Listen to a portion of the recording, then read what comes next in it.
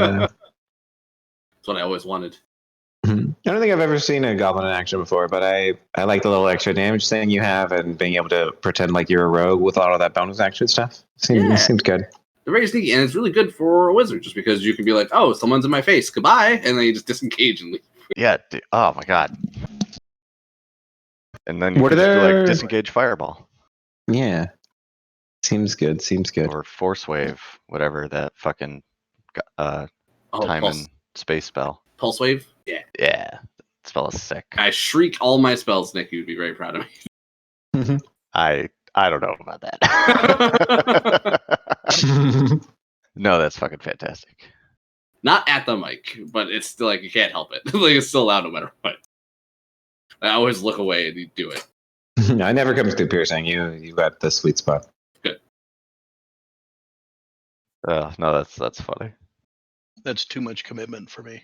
I have a lot of fun with him because he's like a high energy goblin. So I'm just like, it's like the voice I do for him is like, imagine like the Knights of Ni from like fucking yeah, like from, Holy Grail. Okay. Yeah, it's like that like high pitched like always like almost upward inflection when he speaks, and then I talk all like meek sometimes when I'm like ashamed or like sad or scared. And that's pretty much it. And he Pokemons all the spells, so he shouts the name of every spell he casts. Oh yeah, for sure. Museum apparatus is definitely a very strong item. It's been funny to see it both work well as to see it misfire horribly. I will never forget the one time you just end up feign deathing yourself out just for the whole fight. Just like, all right, this is a really intense encounter where the group might get all taken prisoner by Yuan-Ti, and the Goblin Wizard immediately puts himself to sleep. That's fucking amazing. I don't think I heard that one. It was so bad. That's so bad. And not like a sleep, like coma. Magic, Yeah. like Sleeping Beauty coma. Because I think the only person who could wake me up from it is me, and I'm unconscious. So Yeah. like, Good. Or someone has to dispel it. But yeah, that's fucking. just like so, I was like, all right, guys, I'm gonna call up the perfect spell for the situation. Museum apparatus, go. I'm unconscious. Just fucking. You can just see the goblin keeling over, and it's adorable.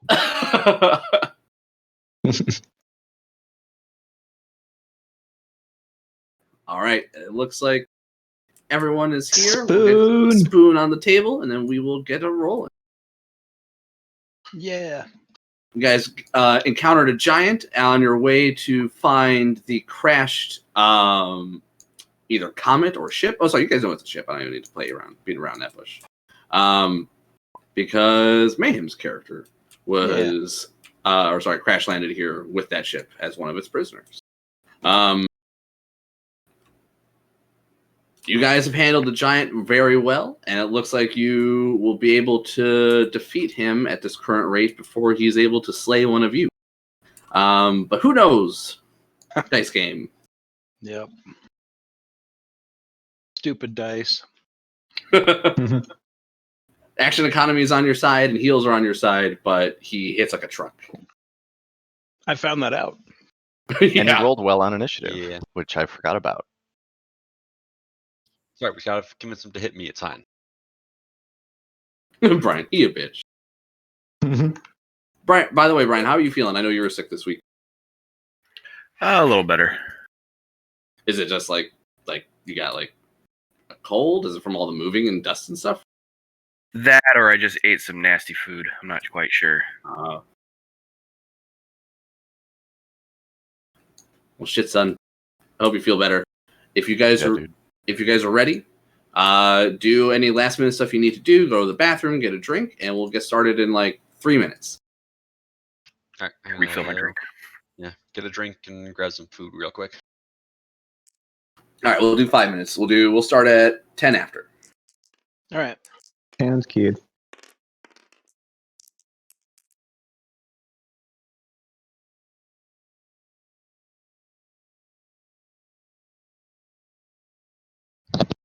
All right, I'm at 18 HP. Okay. Right. I'm at Yeah, 2, so we're okay. Yeah, received- if either of us I get received crit, a I think we're rock. dead. Hopefully, I can get a Yes. couple heals starting to go. Unicorn spirits out.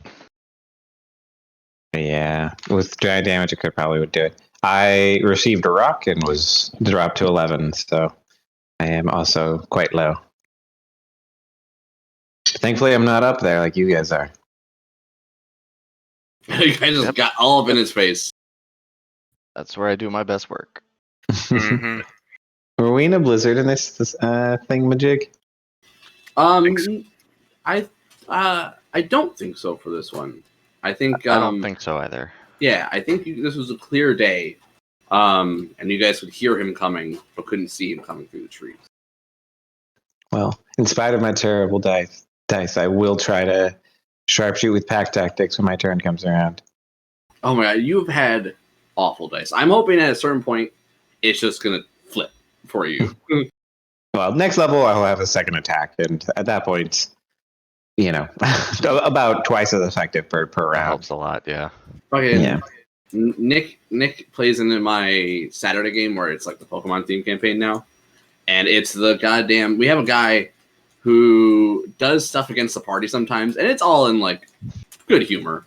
But whenever it's like something just to spite somebody, his dice are on fire, and I'll sit there and I'll watch. I'll be like, he's not cheating.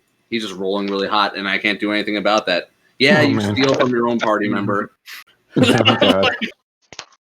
It's like, yeah, you robbed this NPC in front of everybody. Oh man, now I really can't wait to join. Yeah, it's good times. But then when Goodness. it comes to important shit and like combat and saves, it's just like, that's a 4. Or his capture Save all rolls his have all crits been for- 5 or less last session. It was sad. He's gotten so frustrated he can't fucking capture anything. He just throws his rings at like inanimate objects. Just like, fuck it. need to point him to the divination wizard. Yeah, that might do it. Or he'll just roll terrible for those. Well, I guess you can use them for saves. But I felt kind of bad because I called dibs on a monster, and then I ended up catching it, which was just luck, and it was fucking awesome. But I'm like, oh, I'm just like blatantly, suddenly the most powerful person in the party. Because you also got the legendary Pokemon. I don't even particularly want. But I don't want any of them to have them because they're all horrible. And it's like, yeah. You're like the only goodly person in the party. Yep. And Lizard Man's all right, but he ain't right. Yeah. He ain't right. That boy ain't right. Well, he's a lizard man, so like I get it, but it's not right. And then you have a pyromaniac, arsonist. Which fucking goddamn it. You have a succubus. And then you have the monk who was a warforged made out of forged DVD players that had all had copies of the Gladiator stuck in them, so he thinks he's Maximus fucking Aurelius from fucking the Gladiator. This is also the guy who told. Yeah, so he quotes the movie all the time and thinks he's him. Sounds like my perfect character. It's so funny. I would totally do that. Oh my god. My character believes it because I don't know. I failed my insight check and he had a good performance. Constantly do the husband to a murdered wife, father to a murdered son. Yes, he does. His he uses it as a guilt trip all the time. He's like, I want that monster. It's like, I want that monster too. You know, my whole family's dead, right? And we're just like, fuck you, because nobody else cares, because they all know it's bullshit. But my character is too sympathetic. And then his companion, his fucking monster companion, is a black displacer beast, which is a Black Panther, and it's named Jumba, which is the black guy who saves him in the goddamn cave. He's like, she was my best friend. He saved my life once. I was unconscious, and he ate him. He talks about how he ate bugs and jammed them into his wounds, like all that shit.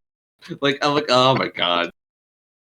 Oh, this is It's a basically fucking well committed bit. It's very funny. And everyone's just like, God, I hate you. Like the rest of the party is just like, I hate you so much. Like in character. Because he's also the one that steals from everybody. Really? Yes. This never stole. So he's like, I know, because he's not Maximus Decimus Meridian. He has a DVD for a brain. This is true. Valid So point. my hope is at some point in the campaign, the DVD gets changed and it's a different Russell Crowe character. Oh man. Oh It's god. Master and Commander. Mad Max. Yeah. Oh yeah, Mad Max. Oh, hold on. What was some obscure movie he was in? That'd be really funny. I want him to be It could be Dr. Jekyll and Mr. Hyde from fucking The Mummy. Wasn't he in Late Rob? Yeah, he was Javert. Yeah. So yeah, he has to be the singing policeman. Oh, that'd be good. But it's okay because he's not a particularly good singer, so it'll be perfect. Oh man. All right. It is start time. If you guys are ready to go, we'll be picking up the fight with White Claw and Ferris, followed by the Giant, and then Orillo. Yeah. Alrighty. So if there's no blizzard, I will just sharpshoot with pack tactics. All right. And then, of course, bonus action, I will have Ferris just dodge. Oh yeah, it's the other guy in Mad Max. Fucking Venom. Tom Hardy. Oof. Venom. The terrible dice continue. What's in the original? I think. With advantage, that's a 9. So that'll be it. I shall be missing and hanging back. All right, is Ferris. If you wish to do anything with him, otherwise it'll be the Frost Giant up next.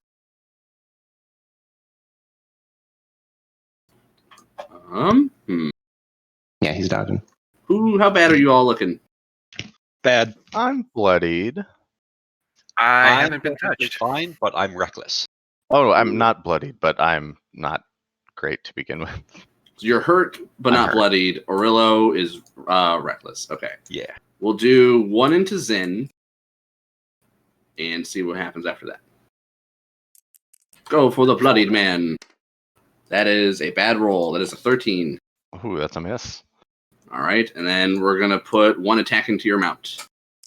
No, not Okay. Hal. I rolled the same thing. At 13 to hit. Well, that hits the damn bird. The bird takes 25 slashing damage. Well, that bird is Shit. fucking dead. Or sorry, piercing damage. I forget he has a lance.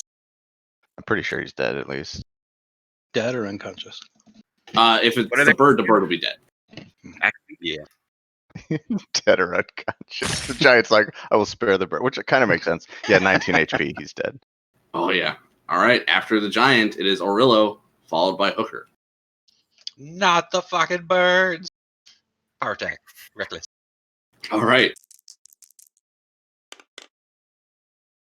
Ooh, that's not a great roll with the power attack. An 11 to hit. 11 is a miss. All right.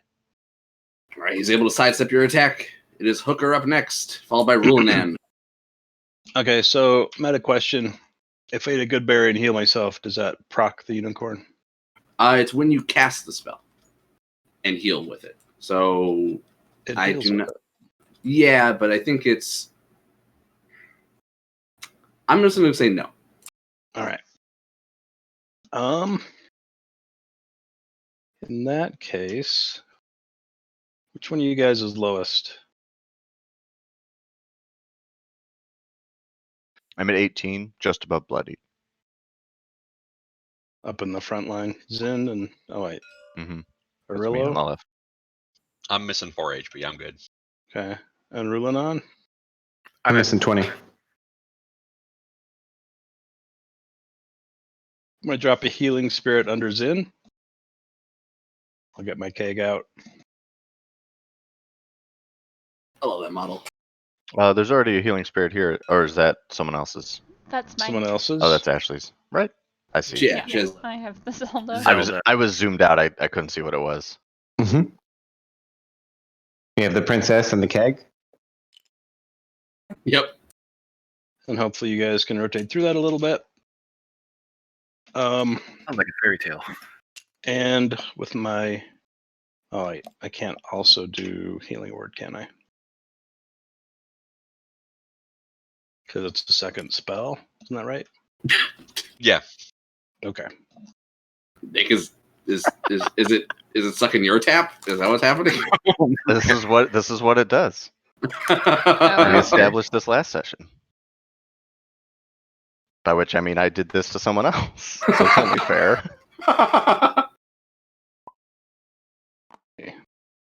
Hooker backs away after seeing Zin violate his healing spirit. I'm not looking. Over here. Well then, I'm gonna have to wait for that to proc for a heal, and I will Thorn Whip the giant.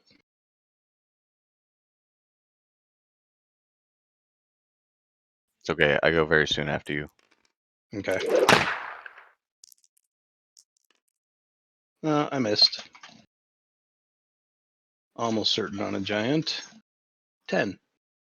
Yes, as a miss. It would strike his patchwork armor, but is unable to get around him. Yeah, I wasn't fully committed to trying to get his attention with a whip. At 2 hit points. It throws a rock at you. It's just like, no. All right. Yeah, And that's my turn. then it'll be Rule and N, followed by Zin up next. If you guys Okay. can rotate through that thing, everyone will get heals. So, just FYI. Can't knock him prone because he's too big, correct? Correct. He is huge. Okay, so I'm just gonna bring up my warhammer and try and smash at his kneecaps.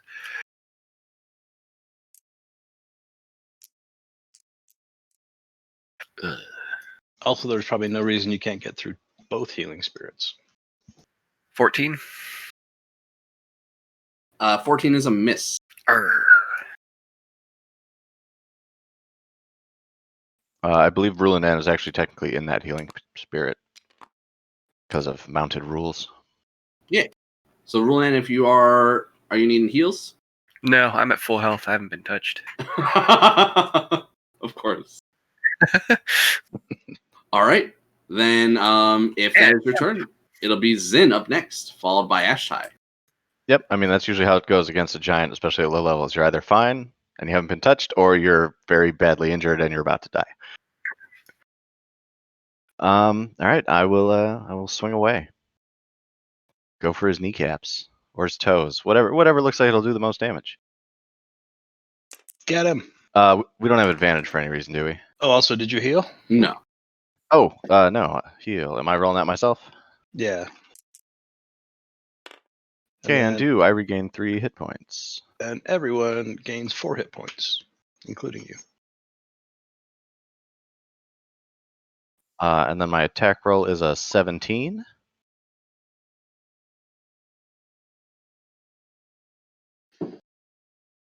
Sorry, one more time. 17 to hit. 17 does hit. Nice. Reading it, That sync that up, my bad. is 15 damage. All right. He's still standing. It is Ashtai up next. He is looking rough. I'm gonna move up and Thorn Whip and use my bonus to use my spirit to attack.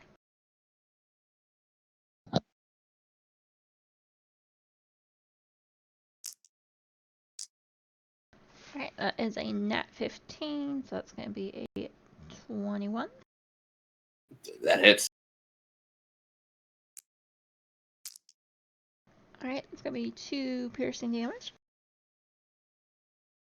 All right. And then my spirit.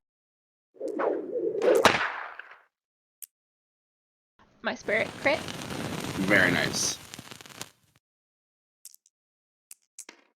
Rolled minimum damage, which is awesome.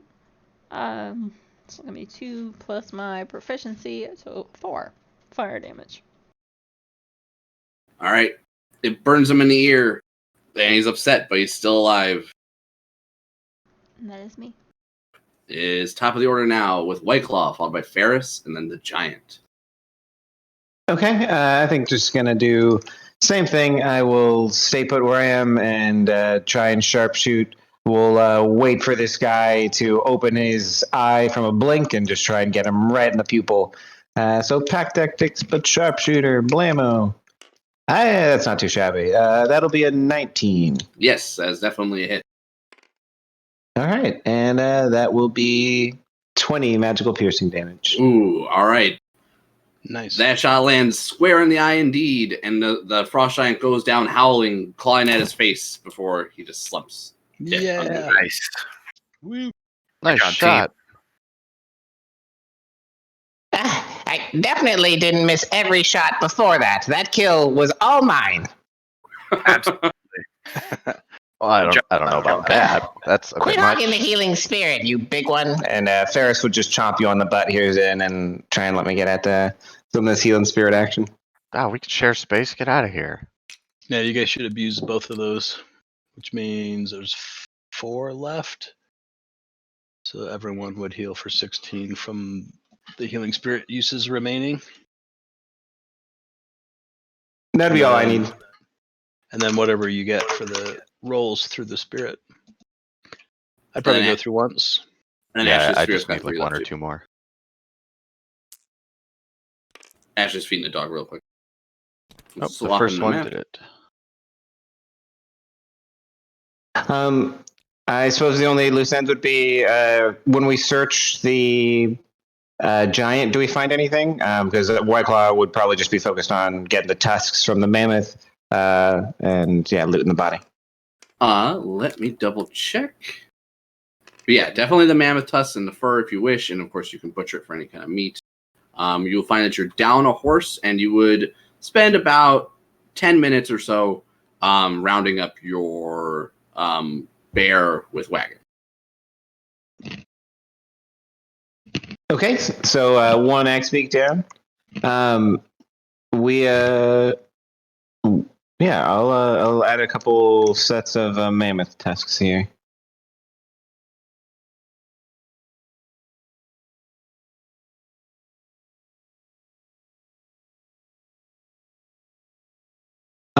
So you had it that Norsu's tusks were just a pair, so they were worth 300 gold total. The same thing. Should be same thing. Okay, Yeah. Ma'am, we're hearing you chomping. If you wouldn't mind muting yourself. Oh, sorry. I was worried what that was.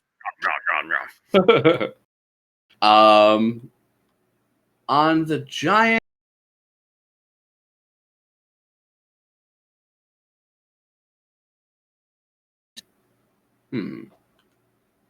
Let's add something to him. Fuck it. Well, we can get that giant lance and affix that to the cart, and now we have a chariot. It's like a ship's sail or whatever, right? So it's Oh yeah, we can get a massive like a ship. snowboat. Snowboat.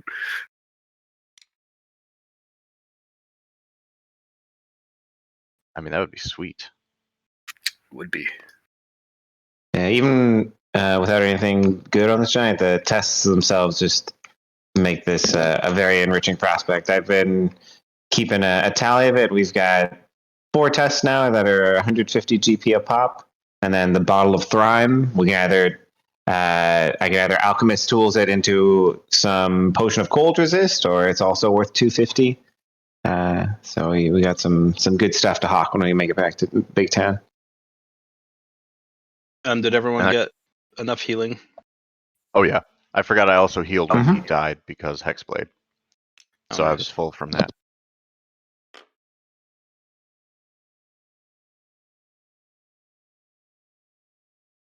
I could use a short rest though, depending on how far our travel remains. I forgot where we were and where we were going.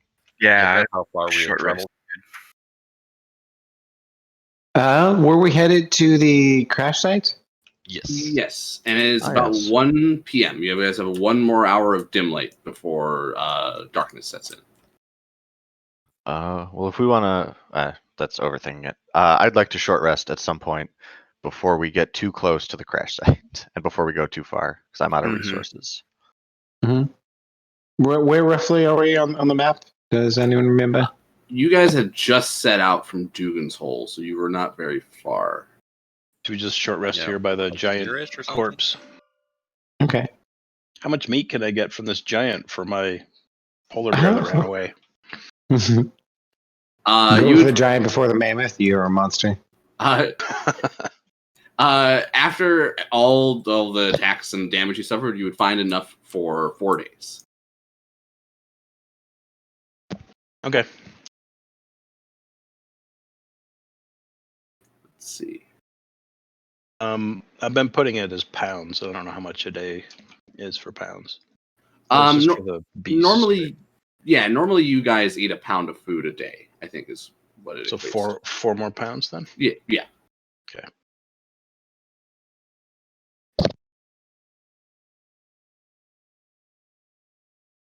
And There I we think I was trying because to he's find- large, he might be twice that, but I don't remember if that's how it works or not. I think it's something like that. I think you're correct. But you can also get feed, but since it's not technically feed, it's something else. So Yeah. okay. So man, are you guys? So I think you guys are going to be limited to going on foot. Oh, Nick, you can get in a wagon. Yep. Which I was going to do before and now have to do. Okay. So I'll do that. And I will can I just short rest while I'm in the wagon while other people are traveling? Oh, actually, it reminds me. So let me get so this is what you get from the giant. You end up finding a potion that looks like it has been frozen solid and will take some thawing. But from the contents within, you can see it glowing red, and you can easily identify it as a potion of healing.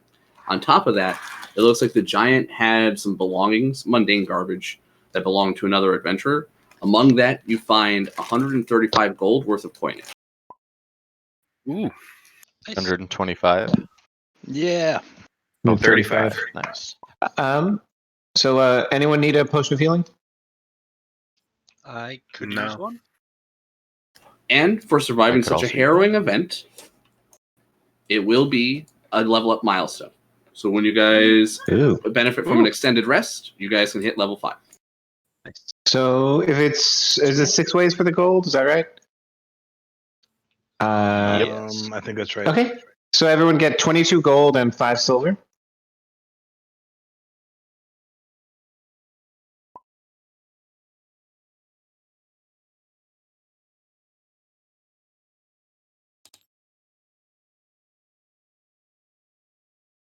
Alright, so who else wanted the potion of healing? Well, I don't have one. Me either. We have a good berry all the time, so either way. But Yeah, it's kind of weird, but being up in the front and not having any spells or anything, it would make sense. Yeah, for I think sure. it's fine by me. We'll mark that down. I'm going to use Ashley's tie model as like where the group is. Okay. Well, and meta, it would be nice to long rest before that ship. Yeah, I think with I think we'll where probably have we to. are. Yeah, with Yeah, where I we think are, just we travel are. distance far enough. Okay. Mhm. Depending on how Sean feels, we transition from tundra to mountain travel time. Like on this terrain, it actually gets considerably slower once we hit mountains. Yeah, so it'd be really what you guys want to do. If you get any of this raised stuff, I'll consider mountains. Anything you guys go along the sides, I'll consider not mountains. Sorry, did Where's our we target? short rest yet? Yeah, you guys can benefit from a short rest after you fight that giant. Okay, wonderful. And the Okay. target with Your target area is, I believe, here. Okay. So we don't have to go through the mountains. When you So- go around. Your temp hit points that you give us is just once a day at the start of the day? Yeah. Right? Right, I think After there is. long It's rest. limited to once per day. Yeah.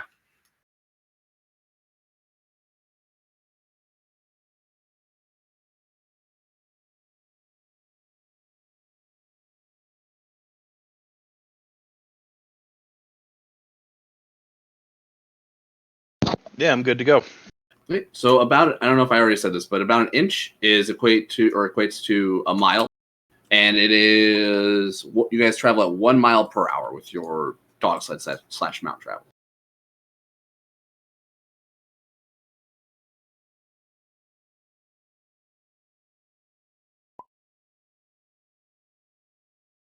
So if you're about 8 hours of travel roughly to get there from here. But we've already been going for a couple hours today, Yeah. so we'll Yeah, definitely have to full rest before we get there. Yeah, full rest somewhere around there and then do the last like 2 hours or so. Yeah. So, man, I think this is about 3 hours after your travel time for your start of your day. So you have about 5 hours left before you have to start worrying about exhaustion. Perfect. Yeah. So let's not push it. Let's park where Spoon was pinging, and if assuming we don't have any encounters. That works. All right. So this is where your destination is. Spoon, give me a D20 for the monsters, and Nurse, give me a D20 for the blizzard. Put them in chat, please. Crit the monsters. Oh, goody. That's Will you give another me giant. A D20 for my tequila. Is that what we got last time? No, it's just a 20 is like a crit, so it's like it's something really bad. Yeah. Which to me is another giant, or it's like Oral herself shows up. Or I guess That'd be there's fun. other bad things out there. Okay. You guys encounter no blizzard. It's as clear as it is with the constant overcast. And you guys travel to about, well, it says dusk. So just as the sun is starting to set at around 2, you guys have an encounter. And with that, Ashley, give me a D20, please. All right.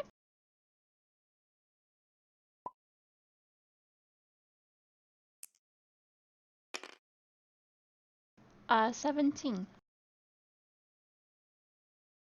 I'm sorry, this will be happening about 3 o'clock because I forgot you guys took a rest.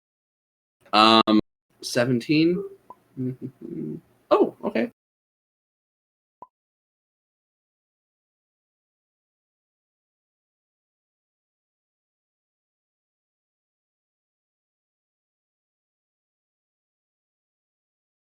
Okay.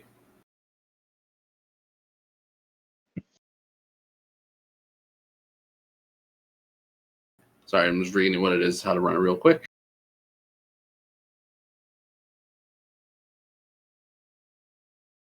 Okay, so as you guys are making your way down south towards the mountainside, you would notice there are the forms of 8 small figures trudging through the snow. They're bundled in shoddy cloaks that look like they're made from stitched together pelts.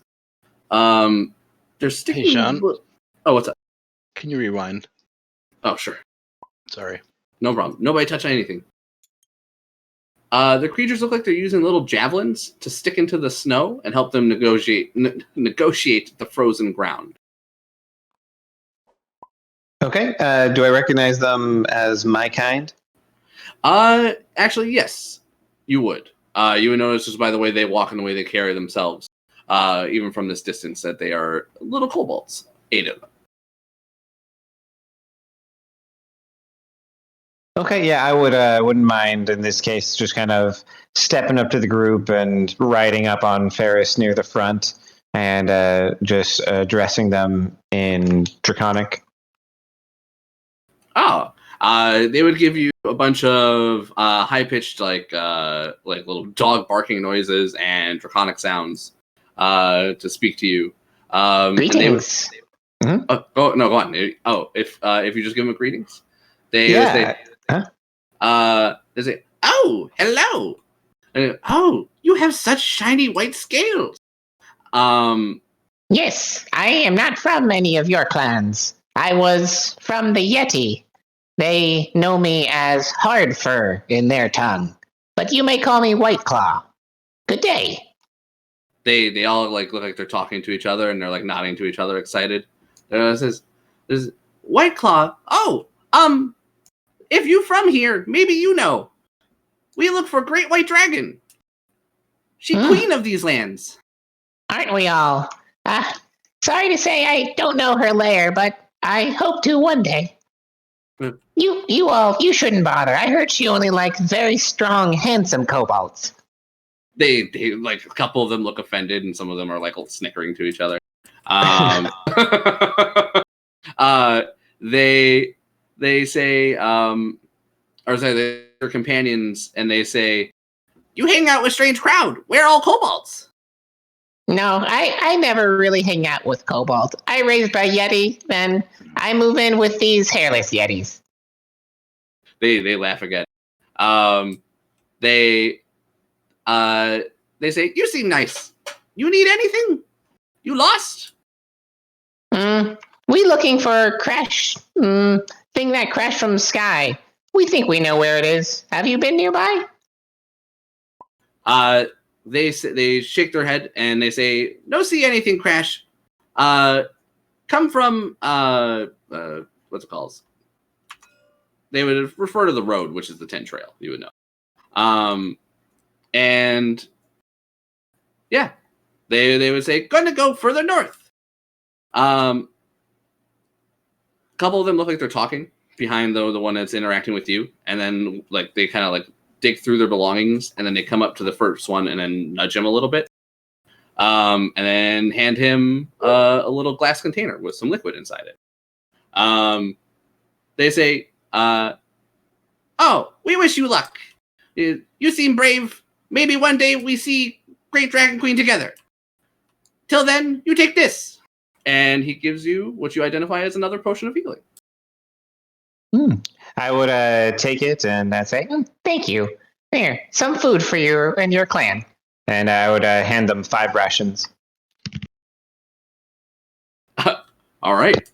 They would happily accept your rations and tuck them away, and then bid you a farewell and start heading their way up north. All right, I tell my group in common, they're looking for ice talons, but I tell them it's hopeless. She already spoken for. You are All a bold right. little kobold. All right. And with that, unless there's anything else you guys wish to say or do, you guys can continue the rest of your travel without any issue.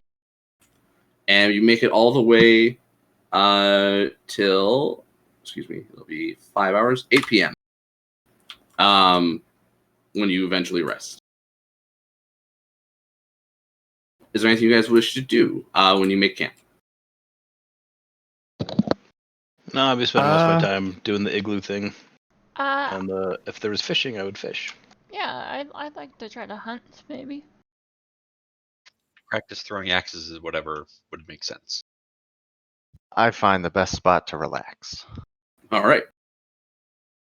As everyone goes off to do their own thing, you guys can all benefit from an extended rest and a level up. High five. 2 attacks. Yeah. I crit my survival check.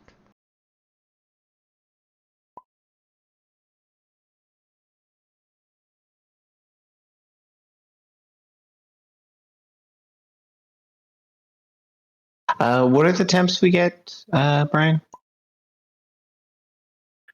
Ooh, yeah, it goes up. Hang on. Right on. Should just be +1, I think. Probably. Yeah, actually, it would be because I'm not increasing anything else. It's charisma and level, right? Okay, yeah, so I believe at 5th level our proficiency is going up as well, guys, from 2 to 3. So don't forget to percolate that out to most of your stats. Oh, nice. I didn't, 9 hit points. Sorry. didn't realize that. Thank you, Brian. So to 9 temp? That's nice. I'm bringing music into the chat, so just if it's too loud, just turn it down.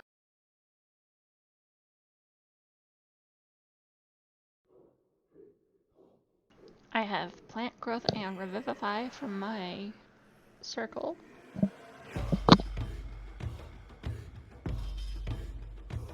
I haven't decided on my second one, but it's conjure animals time.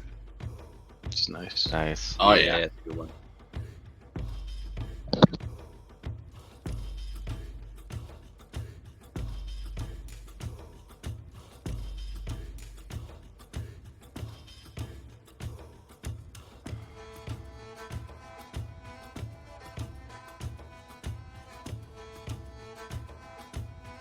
Barbarian HP goes up so much every time. Yeah. Yeah, those hit dice are huge. And it was 9 temps? Yeah. Alright, I think I'm good. I think daylight or erupting earth is better. I could dispel magic, but it seems limited.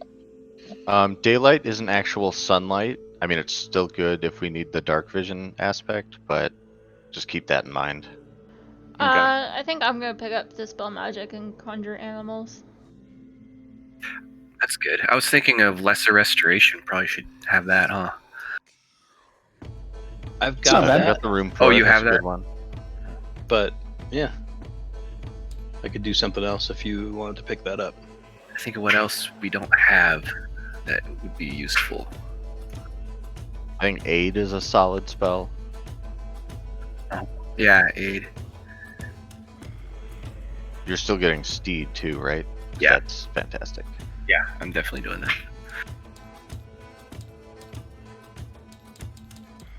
Ash, Is aid I was 10 thinking of points?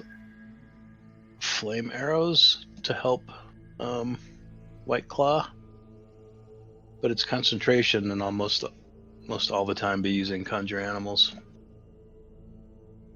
Yeah. Interesting. Does flame arrows work on non-arrow type ammunition? It says a quiver, so if you have bolts in a Arrows or quiver, bolts. Okay. so it'd be like 12 arrows of Mm-hmm. D6 Extra little damage. 2d6 fire damage. D6, nice. Cool. 6 at higher levels. I mean, I can pick up flame arrows. I have my spirit that I'm usually summoning all the time. Yeah, I think one of us should have it, and it's probably better you, because I'll be Conjure Animals almost all the time. Okay, I can get rid of Conjure Animals and pick up flame arrows. What did you drop to pick it up? I think I'm gonna drop Conjure Animals. Oh, well, okay. Still a good spell. Yeah, it's like that or Dispel Magic. I can pick up Dispel if you want Conjure still. I have Dispel Magic, and I have one free per day, Okay. but Wow, that's good. I prefer not to have to use it in combat. Yeah. Yeah. Which, I mean, that's most people, but just throwing that out there.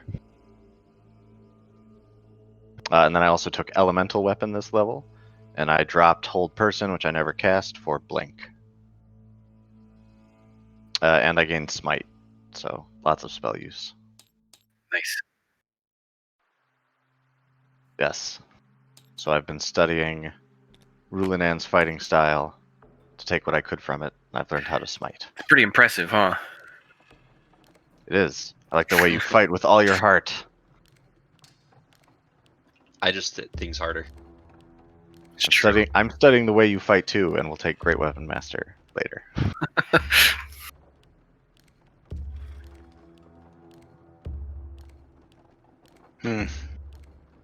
So if I pick a non-concentration, Erupting Earth seems like it might be good, or Tidal Wave. Any suggestions between those two? Sorry, what were they? Erupting Earth or Tidal Wave? Tidal Wave's got a nice knock prone on it. But it might knock you guys prone. Well, don't hit us with it. I like Erupting Earth, especially on a druid, because it scales really well, because it's a D12 with each Good point. upcast, which is nice. And they don't get something like Fireball that's just like crazy bonkers. And plus I can choose its location better. Yeah, the only problem with it is it has to be cast on the ground. It can't be targeted in the air ever. So it's still like a 20-foot cube just Sure. over the ground, but yeah, you can't hit flyers with it unless they're already low. But I'm a fan of that spell in general. Although I guess Tidal Wave probably can't go in the air either, now that I think about it, but I'm not sure about that. Oh wait, Nick, your mount is dead, right? So you can take It mine. sure is. Yeah, if you summon a horse in the morning. Yeah, I knocked out my level 2 slots, but I could do the horse and then aid, so we're all set for the whole day. That's not bad. Alright, so then the next question is, between erupting earth, or dispel magic. Did Seems Ashley like take dispel would be Ashley? more Did you useful. take dispel magic? It's like that or flame arrows I think is what we're trying to figure out. Well, why don't you take flame arrows and I'll just take dispel, Okay. and I won't do erupting earth.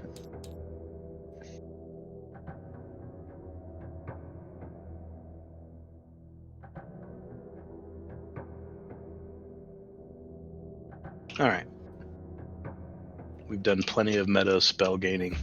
Now we just need a diamond for Revivify. That seems unlikely out here, but fingers crossed. Maybe on the spaceship. Remember, we're surrounded by mountains. You can start mining, see how long it takes to find one. We got a dwarf. Oh, I just realized I remembered that my oath gives me spells. Yep. Yeah, you get 2 free spells. Unlike me, Calm I could emotion get mine. and hold person. What was I the can tell first you to one? chill out. Calm emotions. Oh yeah, nice. That's a good diplomatic one. I applaud you for having it. Oops, I almost didn't give Fun to myself use. hit points. It's one of those ones where, as a DM, I'm frequently reading in like the modules where they recommend the group use calm emotion on an NPC, and of course, no one ever brings calm emotion because everyone's built for combat. It's a paladin oath. Hey, I like it. Oh fuck! I could have thunderstep. Shit. I'm not gonna take elemental weapon.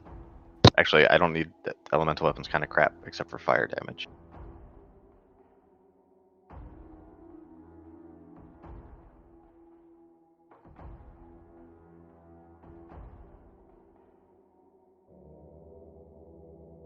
So would it be just useful in interacting with hostile NPCs? Is that it? Yeah, I think they have to be humanoid or something. I forget. Calm emotions? Is that what you're asking? No? It's not really so much for hostile NPCs. I mean, sometimes you can calm someone down and talk to them that way. It's like good if you encounter someone who's like really distressed or too panicked or too fucking freaked out to be dealt with. Things like that. Like people who have fear on them or who have gone like crazy from having seen something wild or, you know, a lot of those sorts of things. Yeah, you can suppress charm and frighten with it, so it's good in that sense too. There you go. Our wild shape got better too, Ash. She just stepped away for a second. Oh yeah, swim. Oh no, that was a 4. Yeah, swimming. Her pet should get better too, I think, based on her proficiency. Yeah, proficiency and level scaling and all that. Max CR is a half instead of a quarter. Nice.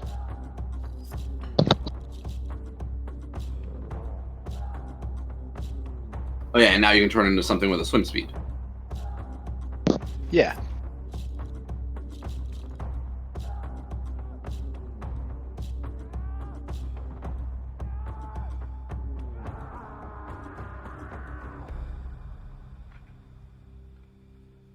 Still tempted to just use the familiar. Oh, yeah. Especially since I've got the cheesy touch spell. I could once use him for. Which touch spell? Let's see. Inflict wounds Oh yeah, that one's nice. from the feat I took.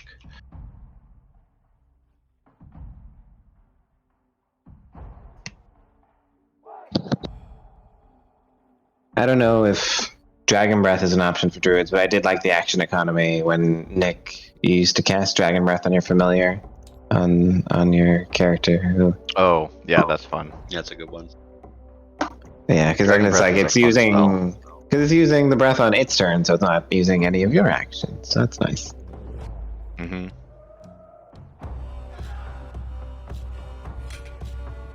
Yeah, that's fun because you can you can cast it on like NPCs or other things, or if a person is not particularly suited for a certain fight, you can give them something to do. It's a fun spell. Mm-hmm.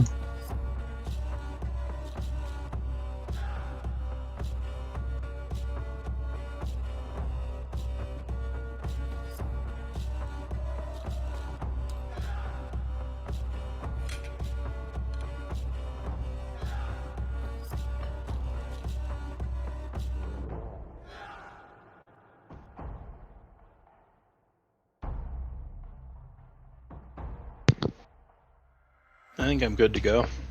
I think I am good as well. Same as. I'm ready. I'm good. Yep, I'm ready. Okay. Then let me get a good map going. Can someone, Brian, have you rolled today? I have not. Give me a d20 for monsters, Brian. Mayhem, have you rolled today? No. All right, give me a roll for the blizzard and put it in chat, please. And mark whichever one you're rolling for. I'm getting a map set up in the meantime. Would you guys like to start your day at 8 or 10, by the way? I always like to start earlier because, fishermen get up early. The early Yeah, bird gets earlier the makes worm sense. and then use the worm to get the fish.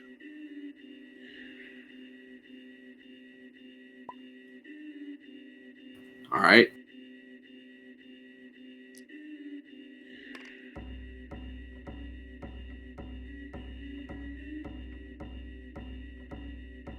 Okay. So as you guys are breaking camp, there is an encounter. Give me 1 sec to see what it is. Who has not rolled yet? Me and Ashley, I believe. All right, Nick, give me a d20 for the encounter. And there's 17. no blizzard. It was almost a 1. 17.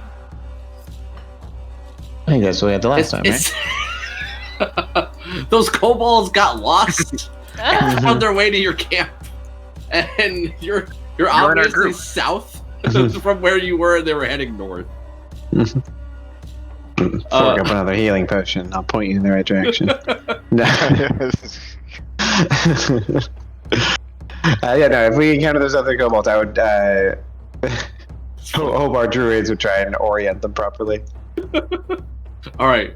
If that's the case, with the help of the group, the kobolds do thank you and end up giving you guys. Let's see. There's 8 of them. What is this? 4 rations back. 40 silver pieces for your trouble, and then they make their way back north.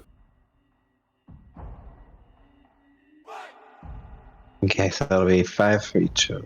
Or wait, how many of us? 6 of us? Let's see. Not quite. Dude, that'll be 6 and 6 copper. You said 6 and 6? 6 and 6 silver, 6 copper.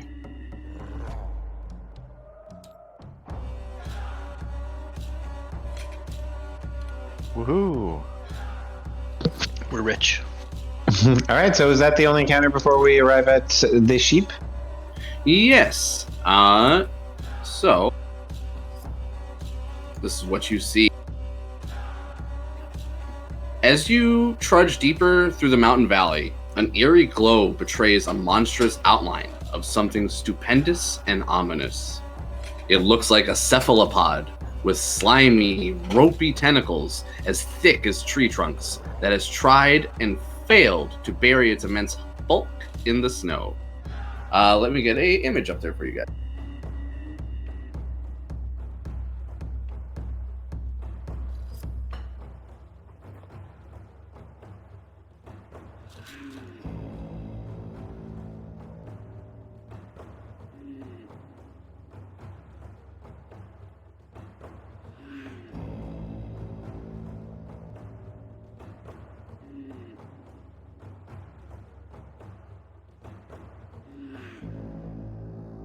Oop, I put it in the wrong channel.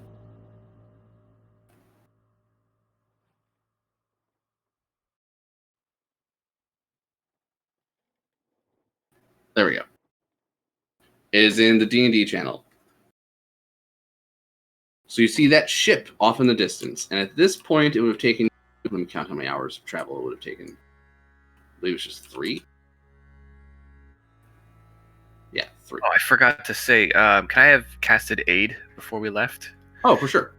And everyone gets an extra 5 max hit point. No, you gotta pick 3 people. Oh, I thought it was okay. Yeah, everyone would have been pretty awesome. Sure would. Yeah, it would, yeah. I would say Zin. All right. Who gets killed a lot besides Zin? Wow. You can't You've cast been it on known to him take a twice, punch or two. so I do it 3 times, get 15. Spoon's character died, so you guys I'll let are up say front. rolled one. Probably the front lines. Hit points are also worth more on a barbarian because you can have damage resistance. Yeah, true. Aurelio and myself then. Yeah, the 3 of us. 60 HP. Nice. I'm up to 43 with that. Yeah. And then I'll have a Steve and then Zin if you want my mount.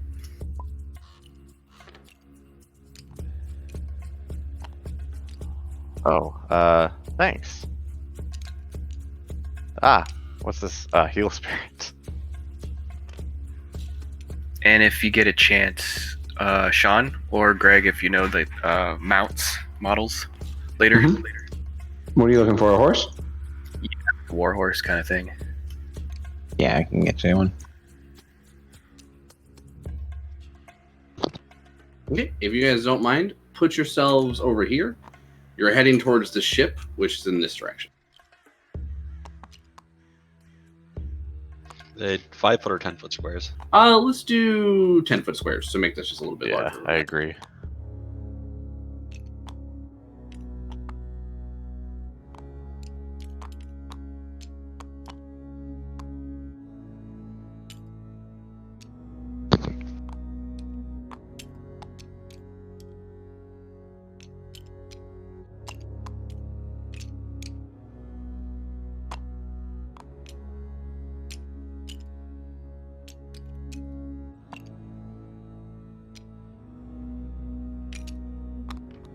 All right. So is this your marching formation? I guess I would be Horse. up front because of the survival. Thank you. And probably behind you guys. Again, it's a relatively clear day as there is no blizzard. At this point, it is 11 a.m. It is dim light out right now. You guys are about a little over 100 feet away from the downed ship at this point. And yeah, it's just open area from here to there. Make one round of movement as you would normally. You can choose to dash or approach cautiously if you wish. And if you wish to take any checks, like if you want to do perception or anything like that, do one set of move and it'll be your action to take a perception check. I have a pass without trace if we want to try to be sneaky.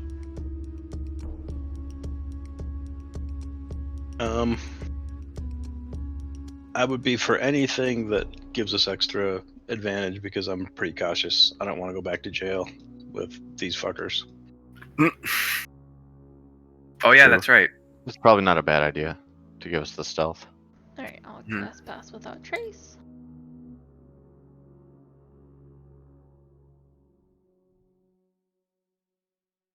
And I'm sorry, where was the crash ship? Opposite side. That direction? Okay. Yeah.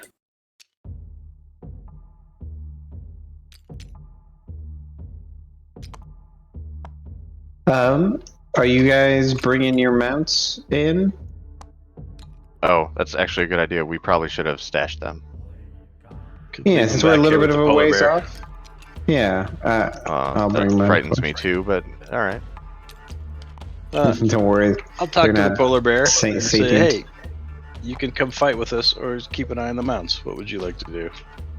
And don't eat them. Roach, make sure he doesn't eat them. Don't Make sure your eat horse them. knows. I have I'll tell him. plenty of meat for you. He'll tell you he wishes to stay outside. He doesn't wish to go anywhere near that giant monster. As he like motions to the ship, he thinks the ship is a monster. Like, all right, these axe beaks are looking to you for safety. Be a good big polar bear brother. And then I toss him a hunk of meat. And then yeah, I move up. All right, he eats it hungrily. I'll do a perception as I move up. Okay. And then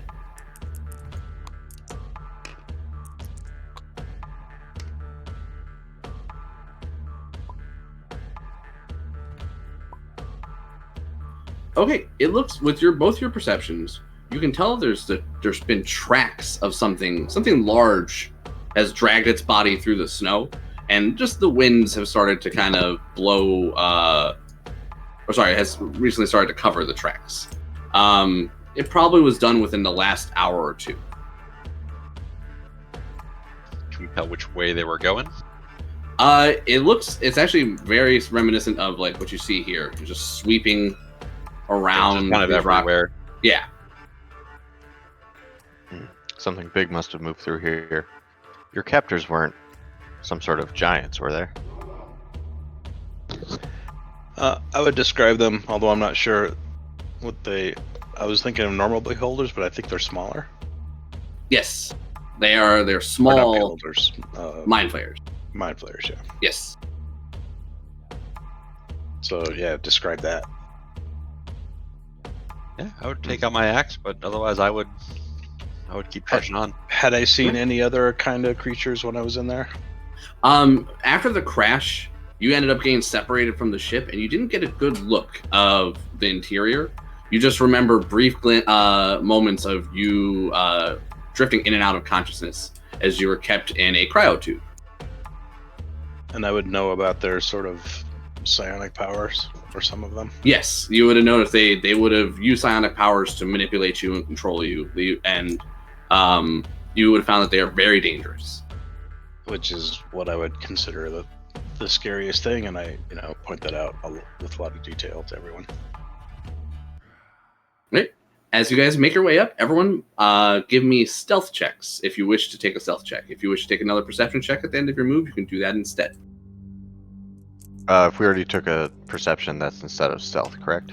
Yes. Okay. Oh boy. We're adding 10 to this? Yeah.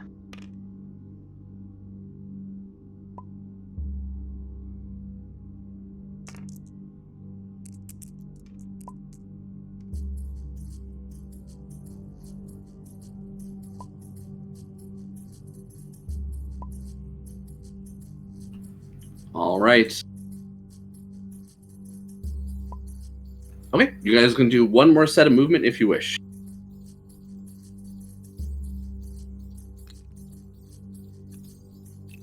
All right. And same thing, if you guys wish to stealth again at the end of your movement, it'll be your action.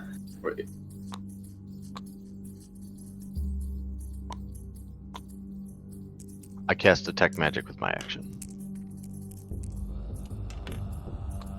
Okay. Also, I hide behind this rock. Yeah, I'll move up here and stealth.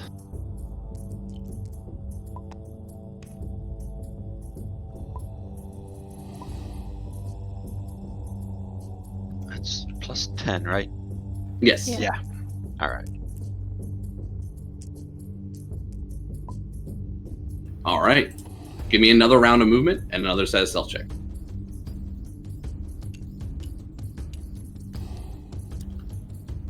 Everyone who has a passive perception above a, let me double check.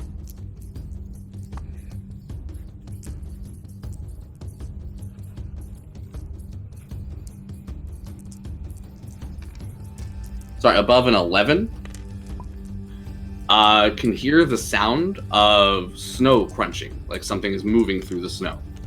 Ooh. I hear that. From where? Me too. Beneath you. Beneath us. Yeah, You guys hear that? All right. And with that, who has less than an 11 passive perception? Oh, Not I. passive perception? I have a 9. Okay. Which direction do we hear the steps? They're coming from beneath you. It sounds like something is moving through the snow beneath you. Not very perceptive. Those of you who have put it in chat, if you have, just say me, if you're less than an 11, you are surprised if you meet that criteria. Everyone else, you are not surprised as 3 carrion crawlers come bursting out of the snow. Everybody roll initiative.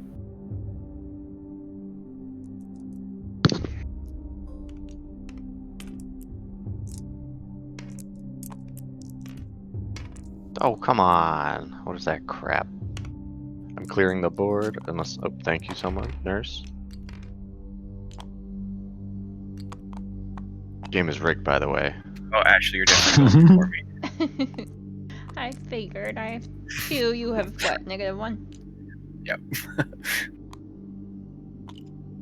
It wasted a crit on initiative. Oh, you just primed it for the next one.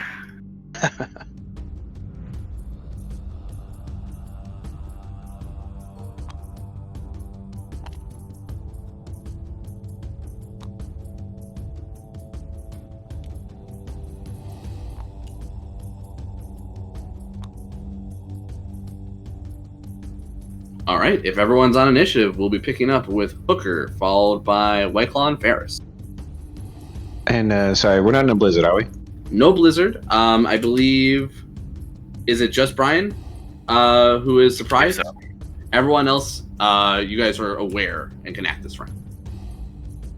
Okay.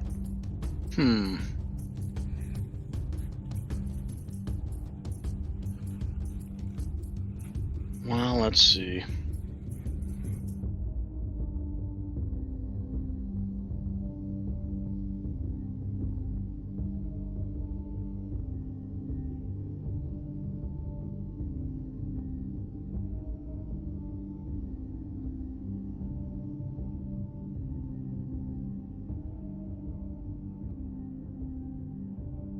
Sorry.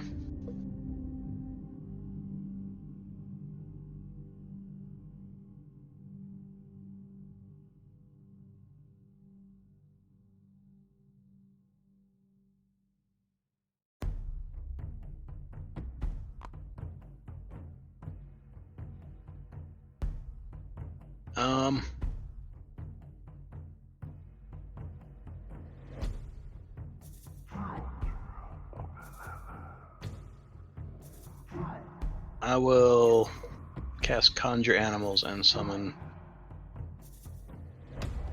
2 brown bears.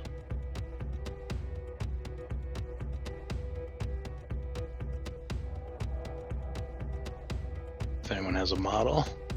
Here, just take the polar bear. And make it brown. Whoa, that's barest.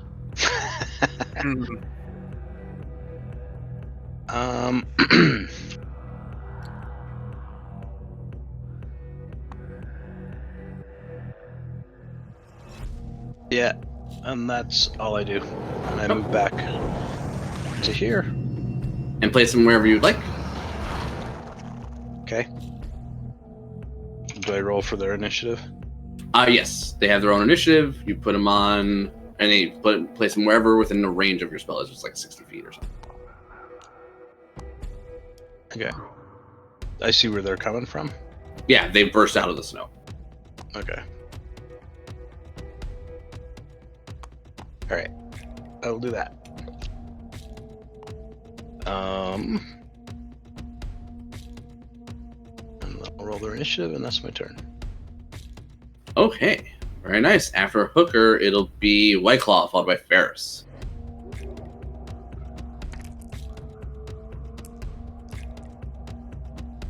Okie dokie. I think what I will do is I will sharpshoot this carrion crawler, and I will use my bonus action to have Ferris move up and attack on his turn. So with pack tactics here, we'll shoot with advantage.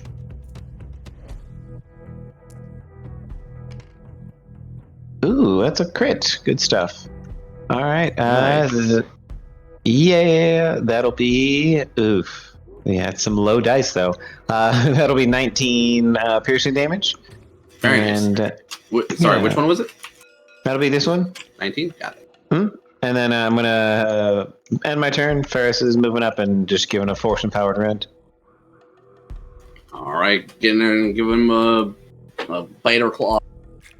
Yeah, that should definitely get him with a 25. I will do 7 force damage with a chomp. All right. All right, that's it for both of us. And that'll actually bloody that carrion crawler. Nice. After Whiteclaw and Ferris, it is the carrion crawlers. This one is going to bite the thing that shot him. It's going to do tentacles into White Claw. With disadvantage, right? I assume? Yeah, I'll do the reaction to disadvantage it, please. Okay. That'll be an 11, so that'll be a miss. So and then he'll try to bite Ferris with a 14. That will miss Ferris. All right. This one is ineffective at attacking, and this other one is going to rush forward and attack Orillo. Tentacles first. Orillo, he has a 17 to hit. That hits. Oh. Okay. Actually, he can do this from 10 feet away. Let me do this from... Bam. All right. So he tentacles you from there. So it's 4 poison damage. And take a Constitution saving throw, please.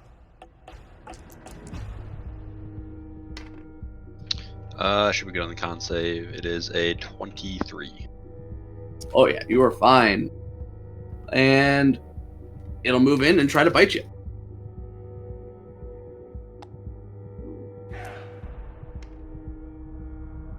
Gets a 12 to hit, which I assume That's was a a miss. miss.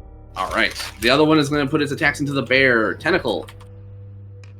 Natural 19. That bear gets tentacled for 4 poison damage. I must take a Constitution saving throw. Sorry, which bear? This bear up top. And what? I'm sorry. What kind of So- save? Constitution. It'll take 4 damage, and it'll take a Constitution saving throw. Okay. Let's check his con. 14. 14 will pass. The bear resists the poison from this creature, and it'll try to bite him. Ooh, high roll again. The bite will be a 22 to hit for 7 piercing damage. So the bear took a total of 11 damage this turn. That is the Carrion Crawlers. It is now Orillo, followed by Ashtide. Alright. Being very angry that he has tentacled me, I will raid. See what happens.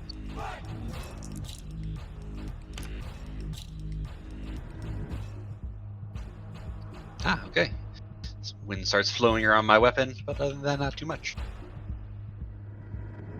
And then I will reckless power attack him. With a crit. Ooh-wee. Damn, dudes. Yeah. Nice.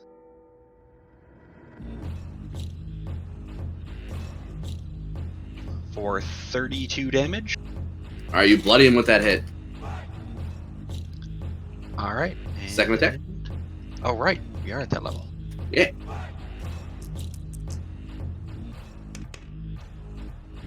That's going to be a miss. Oh, nat 1 and a nat 3. Awesome. Oof. Yeah.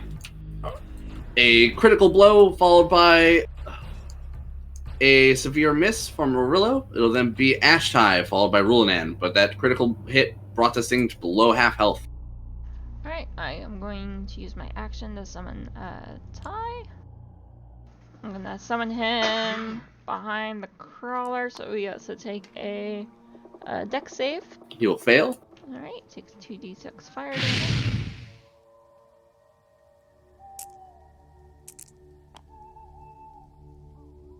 Which is 2 fire damage. My bonus, I am going to command Ty.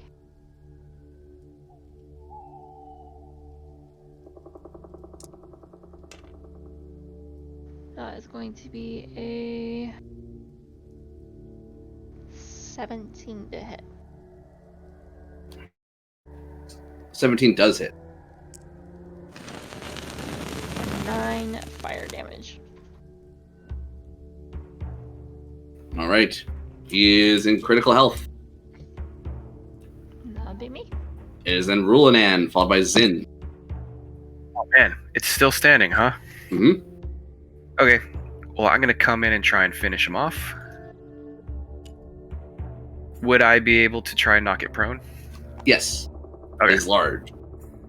Okay, so I'm gonna bring up my shield and smash it into something that knocks it down. All right. It got an 11. Oh, ooh, 12. All right, you knock it prone. Barely. Cool. All right, I'm gonna bring up my warhammer and try and smash its face thing. Okay, you can squish that bug. Step on it. 19. All right, 19 is, or sorry, just to hit. That is Yeah, definitely. sorry. And then 4 damage. It is still alive. Okay, attack then. Yeah, 19 again. Okay. Uh-huh. 7 damage. That will kill it. With the 2 blows to the head, this thing's chitinous skull cracks and caves in. Let's flip this guy and get him red. And then I'll use the rest of my movement to move towards the other one. Up here by the bear. The other bear. All right. After Rulanan, it's Zin, followed by the brown bears. All right, I'll move up to this one, cast a hex upon it, on its strength, and then take a swing.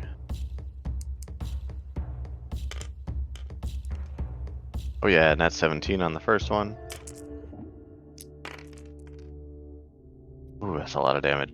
20 damage. 20. 20, near max. All right, he is barely alive.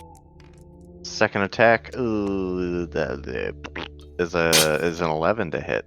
As a miss. Well, shoot, and that is me. All right, is then the brown bears, then top of the order with Hooker. All right. This bear by Zen will attack that guy with a multi-attack. Bite and then claws. All right. I'm finding my dice. The bite is a 12 to hit. That is barely a miss. And the claws. It's a nat 17. Hit. So he takes 11 damage. All right, and that'll be enough to shred this carrion crawler and send its gooey guts spilling onto the snow. Right, and then the bear will run over to here. Let's see. These 5 foot or 10 foot squares? 10. Okay, I don't think he has that much movement. Let me Nice. see how much he has. He has 40. We can get to like here. Okay. Yeah, almost there. He'll do that. And the other bear does the same thing to the other guy. Other crawler. Bite and claw. Yeah. The bite is a nat 16, so he takes 8 damage. And the claw is a 17 to hit. Yep. 11 damage. All right. The carrion crawler takes its first set of damage. It is then Hooker up next. Yeah, I will thorn whip that carrion crawler. And 12 is a miss, I guess. Mm-hmm. Yep. And I Oh. will. Sorry, what? No, that's it. I wasn't gone. Oh, okay. I will healing word the bear. So I'll figure out that healing, and that's the end of my turn. All right. After Hooker, it is White Claw, followed by Ferris. Okie dokie. I will bonus action to have Ferris move and get into melee, and then I will just take 2 shots with pack tactics here. I forgot to take 2 shots last turn because I'm a dummy. All right, Oh, here my we go. bad. You know, if I paid attention. No, it's not your job to play my character. That is a 16 to hit, so that'll be Yes. a good one on the first sharpshoot. That is 19 piercing damage. That'll And bloody then, him. Nice. Second pack tactic shot. This one is a 14. Yes, that'll hit. Okay, we'll be looking at nice max. That'll be 23 piercing damage. All right. Ferris has a move speed of 40, so he'll be moving here and then dashing to get us there. Oh, he's dead. Yeah, as you come soaring in, You watch as your first bolt hits him in the mouth, and then the second bolt hits him in the same spot and comes exploding out of the back of the head of this creature. Nice. Well done. Okay. Yeah. As we take a moment after killing these, can I see if I know these creatures and anything about them? Yes. Give me a nature check. Yeah, we're trying to identify them as well, even though I'm not proficient in those. I would also say Arcana is fine. They're weird enough. Okay, I'm good at Arcana. I'll do that. Got a +7. I got a 17 total. All right. These things are carrion crawlers. They're oddly tameable creatures. Normally, they're advantageous hunters. It looks like these ones were trained, and based on the sweeping movements you saw in the snow, it looks like they've been kind of just patrolling around the area. Okay. Looks like we found their dogs. I believe their Maybe- poison can be harvested as well. Oh, yeah. Nice. Mucus or something. Okay, yeah, I have. I don't have poisoner's kit, but I can make those tools in a jiffy to be able to harvest some poison from them. Are you proficient with them when you make them that way? No, I don't have that feature, sadly. There is, I think, there's a chance you poison yourself if you're not proficient and you try and do it. Nice. Herbalism, but I don't think that'll work for it. No, it has to be poisoners, I believe. If you wish, you can take an intelligence check. Again, without proficiency. 3 times. So I could create, the poisoner tools in just 1 hour with the right tool for the job, apparently. So just need a brief rest. But we're also right outside of the ship. Sure, yeah, So I would be down to just leave their bodies here for now and put a pin in it. Yes. I'm actually going to keep their bodies and move them off the board so we can remember. Nice. And then even if we have spell slots left after the encounter here, can enhance ability myself to make it so I hopefully don't poison myself to death. Awesome. All right. Let me get the ship on there as you guys were able to make your way to the ship unimpeded.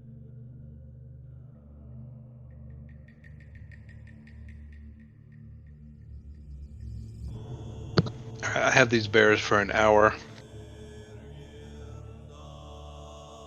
So I'll have to keep track of that time. Sorry, what's the timer?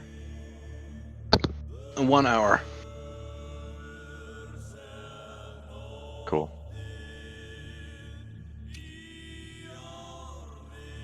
Oh yeah, I gotta remember to keep the timer on my hex. That's 8 hours.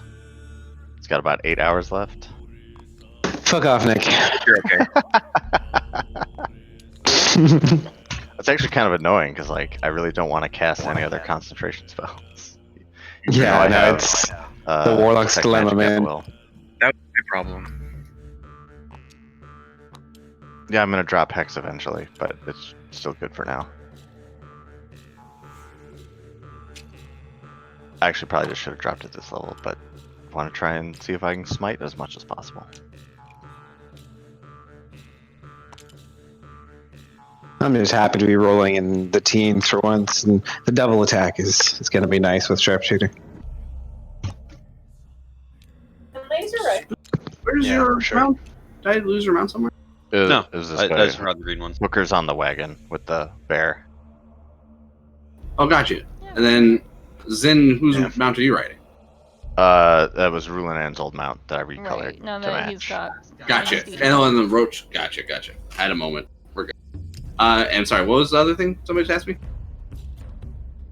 Am I high? All right, we're good. I was talking about Mike to you. Yes. Oh, is that what that was? Okay. We were just saying my bears last for an hour, and then just so we can keep track of time. Oh, you guys get here just in under 5 minutes to Okay. just walk the rest of the way here. All right. As you get closer, you can see that these massive tree trunk thick tentacles have tried to burrow themselves into the snow. They look slimy and sticky. Would anyone want to just go up and touch one randomly? Other than that, if it's alive. you're curious if I'd it's be very alive? curious about it. I'd walk up and touch it. Yeah, like Oh boy. moving at all. I'm not gonna touch it, but I would call out, "Don't touch it," then I'd stay back. Too late. Going up The and touch rest, it. the rest of you should check your position. You're awful close. Again, it's gross and sticky. As you kind of look at it, you can see most of it looks like it's made out of some tough chitin, like an actual living material. But at certain points, you see that it's made out of both iron and wood.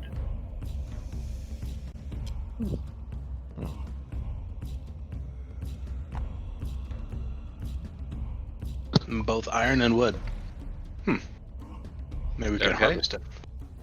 This whole thing is tilted ever so slightly towards the southern end of the map. You guys don't think it'd be enough to impede your movement once you board the ship, but it is a noticeable slip. This right here is an open deck. There is a second level, so this is gonna be kind of follow my DM hand. This is the side view, right? So the area I just pinged with this ballista is this open area in the cargo deck.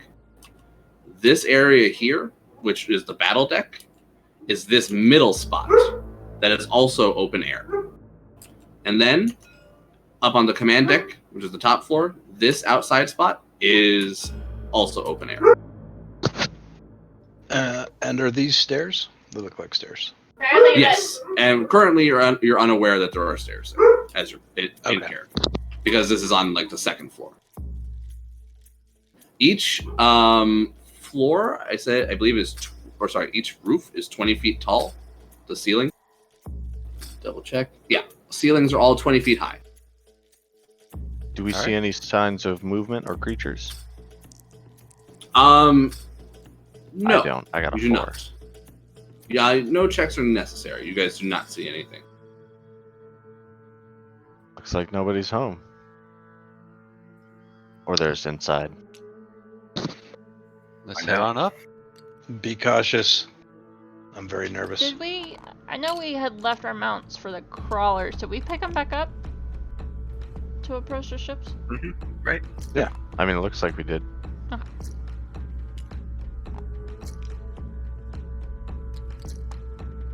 So we can leave them back outside again, right?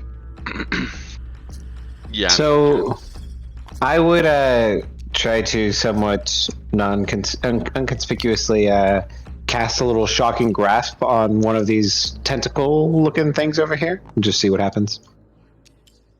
What? You would watch as there is a very slight reaction and like a shifting where you shocked it. It looks like you definitely disturbed like a living creature reacted to it. Oh, that's weird. I like that. Guys, I think this thing's alive. What? Weird. Give me White Claw, give me a medicine check. All right, let me take a look. How can it be alive? It has doors. Yeah, doors are like mouths, right? Not good. I rolled a 5 total. Yeah, you can confirm that thing is alive, but you're unable to confirm the condition this thing is in. Trained, I can give you advantage if it Sure. matters. Yeah, if you want to do that, absolutely. I have a low score, but I'm trained. So we'll have you come over here and you'll like Samesies. kind of look over White Claw as Ooh. he does. Nice. I actually got me a natural 20, so that puts up at 21. Ooh, very nice. So you can tell that this is in fact a living creature, and it is slowly dying. The conditions here out in Icewind Dale that it's subjected to are killing it in its current state.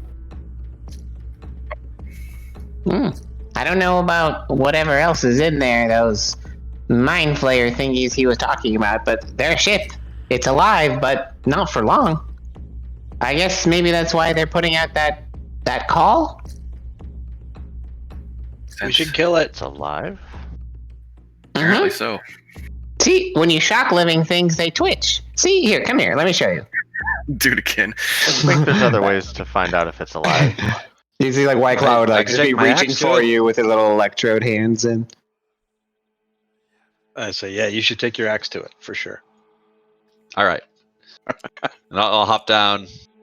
Just bring my great axe down on it. No. Let me study first. Let's deal with the Hack away. captors.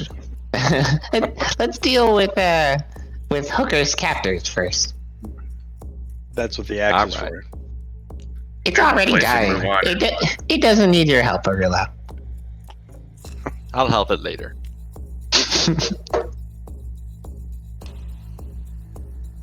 Well, who wants to go first? All right. I'll go Oh. first. So this door is not like any normal door. Hold on, let me describe this lovely. Yeah, so right now you guys, so first let me describe the forward deck that you climbed onto. This deck is 5 feet above the valley floor and is covered with fresh snow. Mounted on this deck is a ballista covered in ice.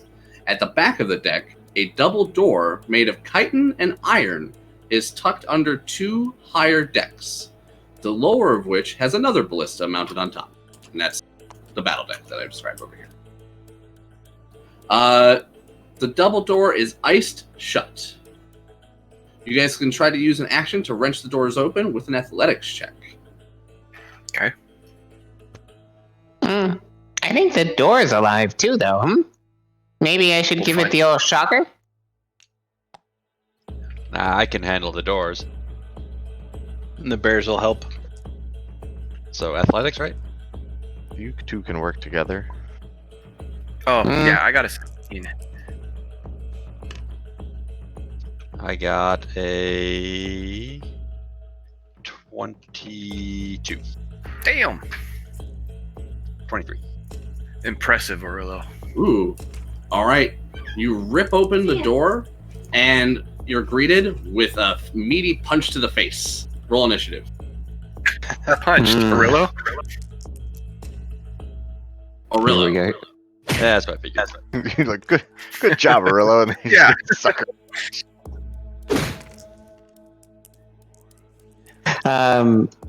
With them kind of getting around the door, I would see if the ballista could swivel, like, and see if it was like operable, its angle of operation, that sort of thing.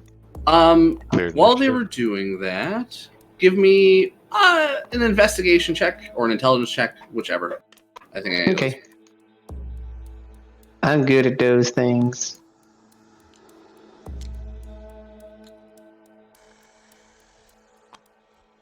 And where is my initiative model? There he is.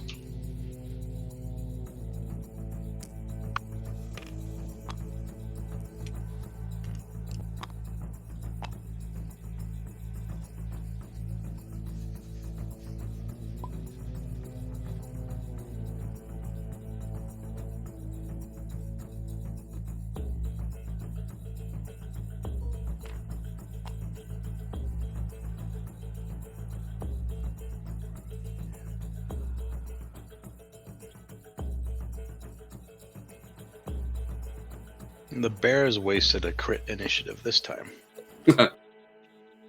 So how much damage do I take for getting punched? We'll see. Actually Let's see. hit. Yeah, I'm about to see if I actually hit. Is a 13. No, wait.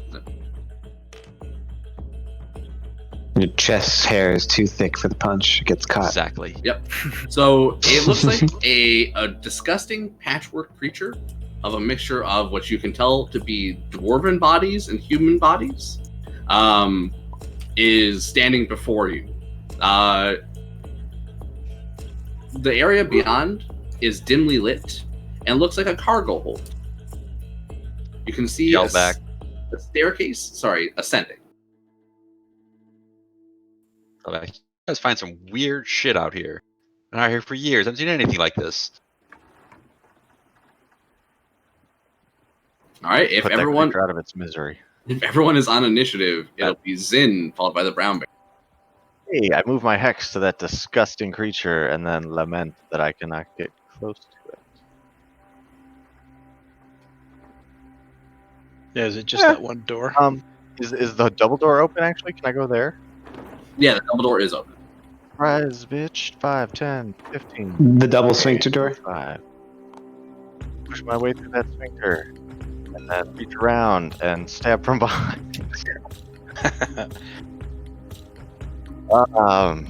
Sorry, not sure what happened there. And I will attack.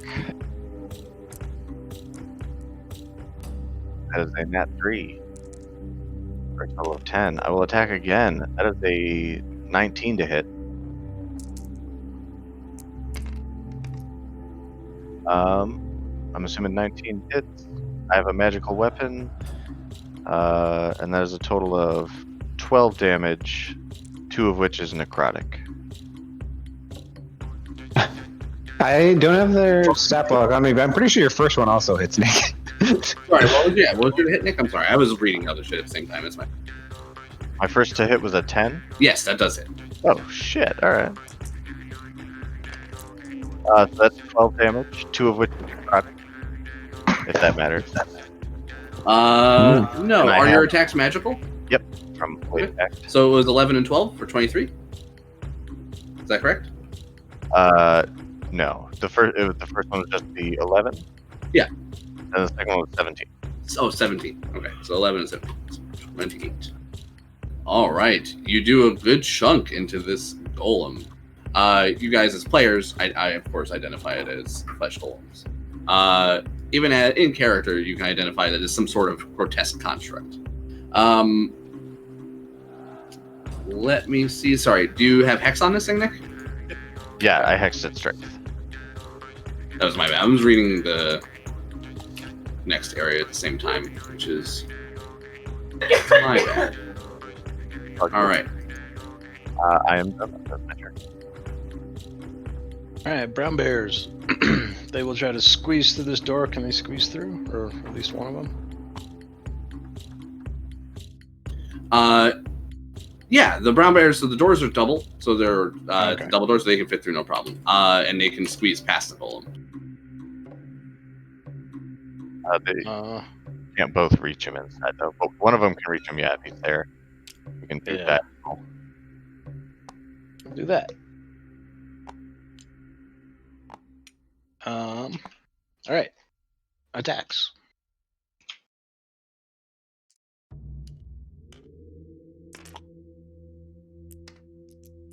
All right. First one is an 8 to hit, and then an 11 to hit. The 8 is a miss. The 11 is a hit. Okay, he takes 11 damage, and All right, then the second bear.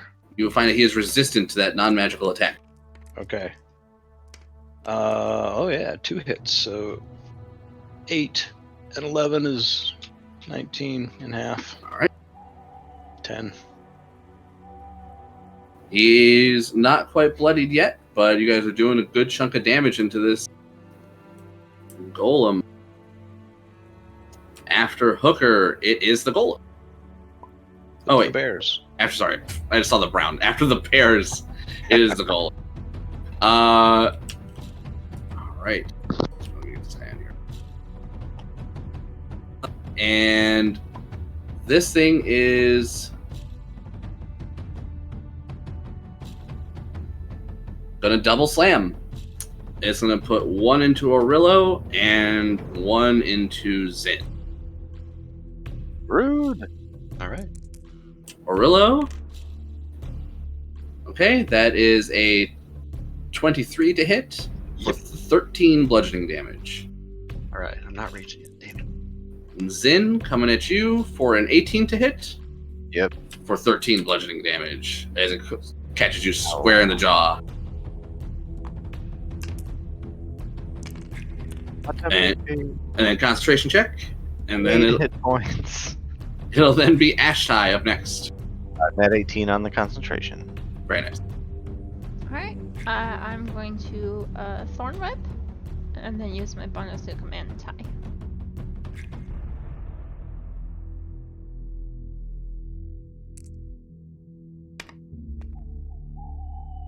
It's gonna be a 15 to hit. 15 does hit. It's gonna be a 2 piercing, All right. and then tie.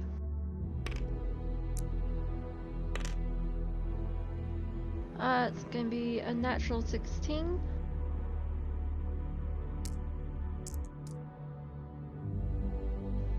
For 5 fire damage.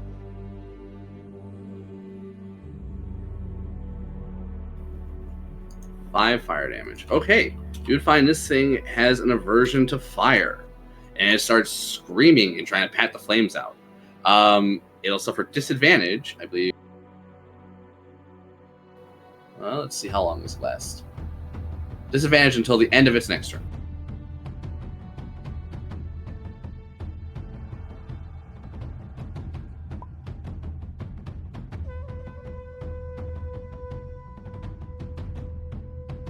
Oh, no problem, Spoon.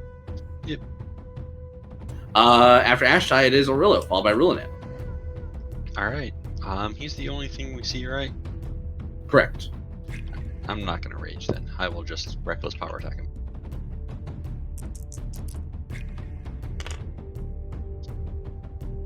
All right. So the first one for a 18 to hit.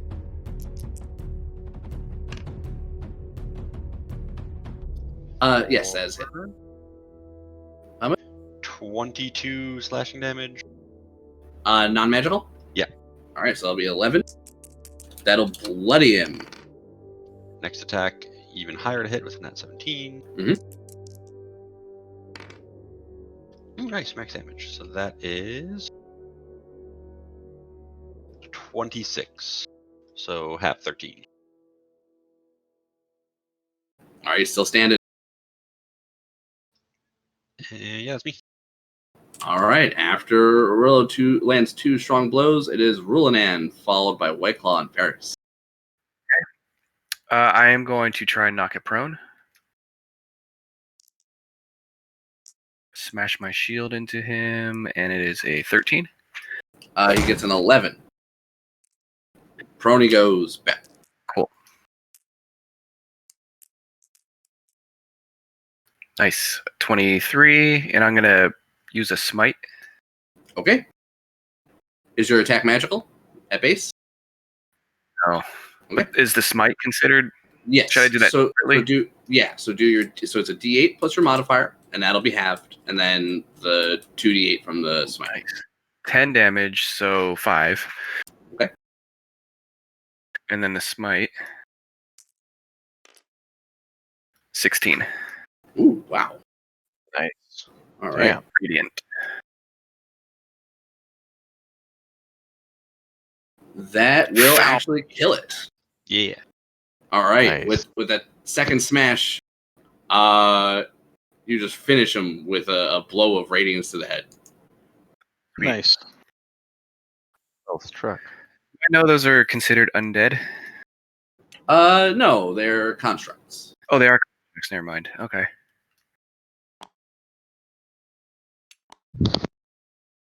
Yeah, a case could be made for both.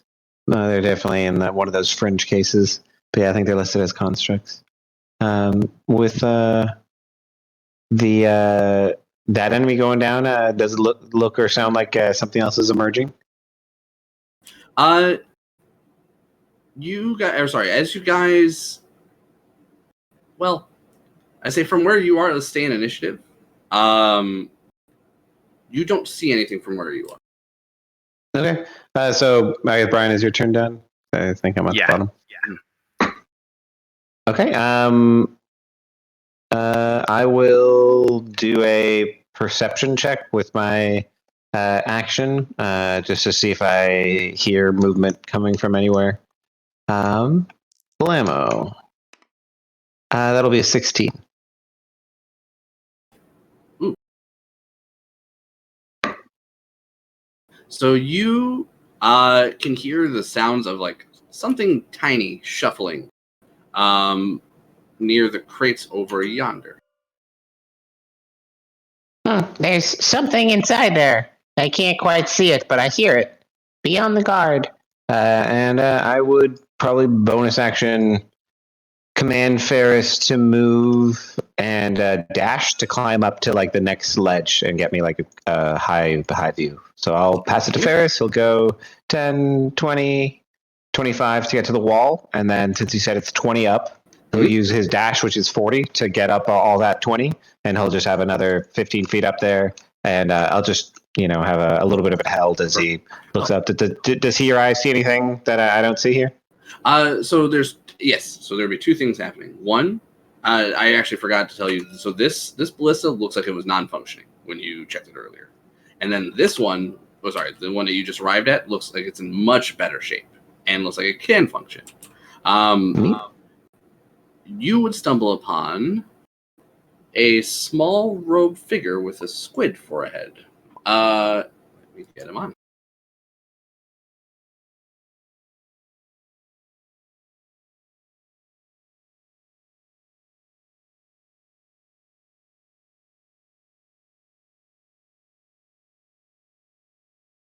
Let me make sure I've got him coming out of.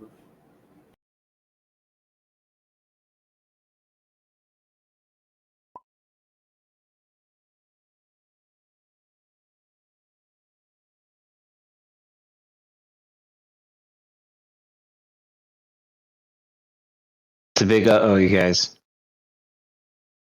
So it looks like he would be coming out of this room, and it looks like he was heading down the stairs to the floor below. So he'd be like, he'd be like here. You can notice him. Okay, so I think Ferris would probably end his turn for us climbing down a little bit. Since he had 15 feet left of movement, he'd just be able to climb down 5 feet more, and we'd just end with him and I a little bit off the ledge as I'm shouting out, I think I found one of the little squid things. All right. With White Claws spotting one of the other Ceramorphs, it'll be Hooker up next. I kind of groan. I'm like, oh god, these guys. And then I move.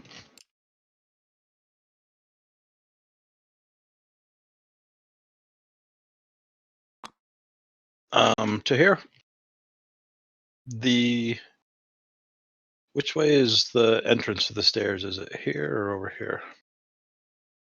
Is on this side. Okay.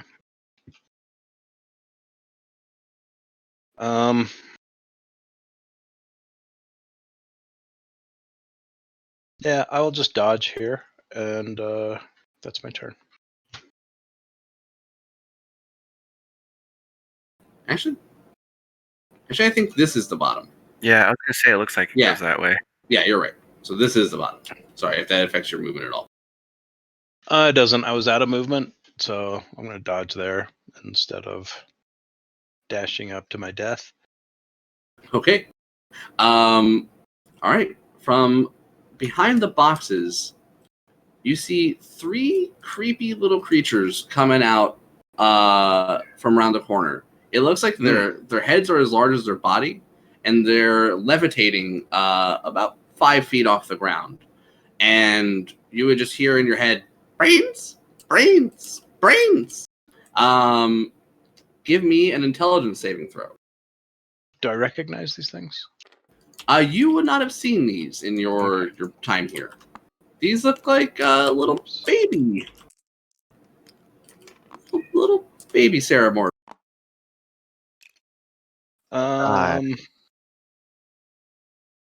16. As a pass, give me another one. Ooh. More than one. That is scary. You feel your brain is tickling. Sean, that's good. Yeah, I'm going to post an image 11. of the squidlings in chat, if you don't mind. Ooh, yes, please. That'd be perfect. That one was only an 11. An 11 passes. Give me a third one. Oh. Damn. This will be the They're last going to one. get me. So you feel your brain being tickled by all 3. You could do it. Nope, I can't. 6. Oh. A 6 is a fail. You will be stunned until the end of your next turn, and you take 2 psychic damage.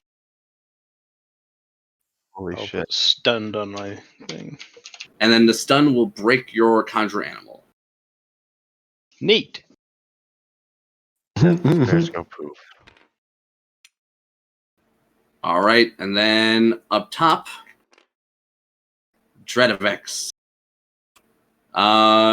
He will head on downstairs. Actually, is it too late to use my inspiration on that roll? Go for it. That's fine. Okay. I didn't remember I had it. Yeah, that's no problem. Come on, let go.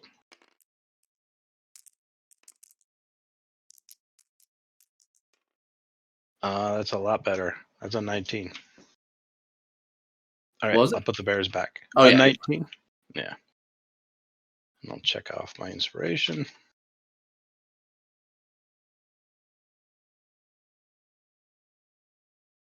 Let's see, this guy was here.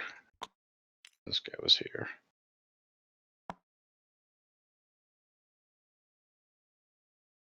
And I'm not stunned. Yep.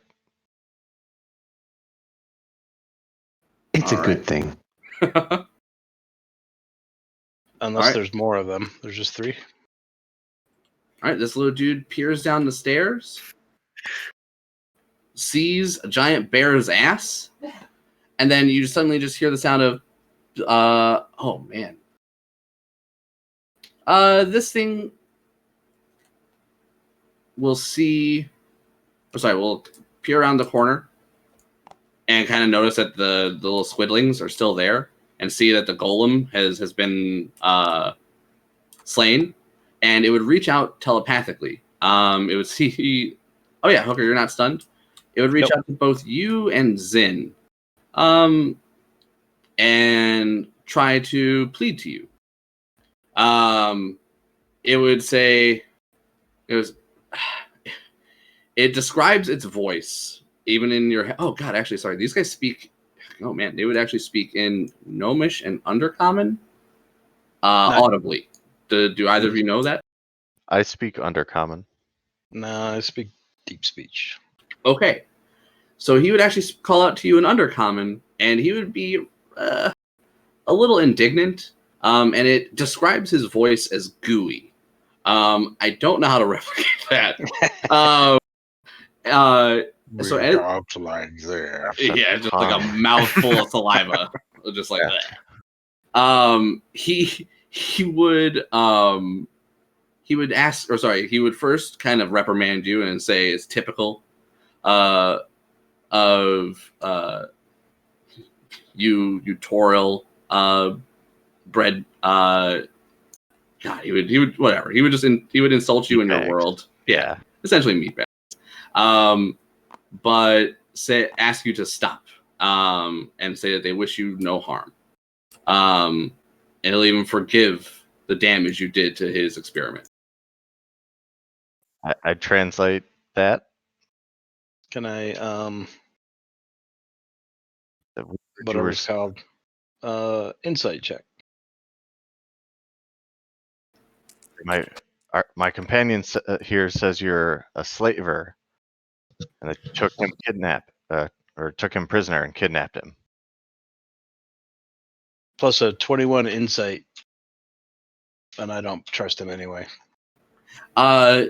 He does, or sorry, you believe he's being earnest when he says he means you no harm and he's trying to actually parlay with you. When you bring up the fact that he's a slaver and enslaved one of your party members, if you point to Hooker, Don't kid me up! Oh my god! Hey, that's mine. So is that a yes, Nick? Is that what I heard? No, I'm not selling him out, but yeah. Dredovex would look at you and say that they would even be willing to let you keep their slave. Nice. If you're willing to help them. They say that they need assistance. They need assistance. And they're willing to pay you handsomely if you are willing to just calm your animalistic instincts and stop trying to kill everything for a second. And then he says he wants to deal, but he also keeps insulting us. And also they enslave people. I would say he's being genuine with the offer, though. I cannot abide this. Nope. Fuck the slavers. If he repents and gives up his slaving ways, then maybe. Translating that in Undercommon. What is this payment that you speak of?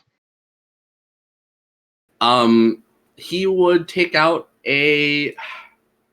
what you as players would identify as a gun. It is a laser pistol. You as characters have never seen a tool like this before, but it does look like some kind of projectile firing weapon. Kind of a weird crossbow. So one of those for all of us.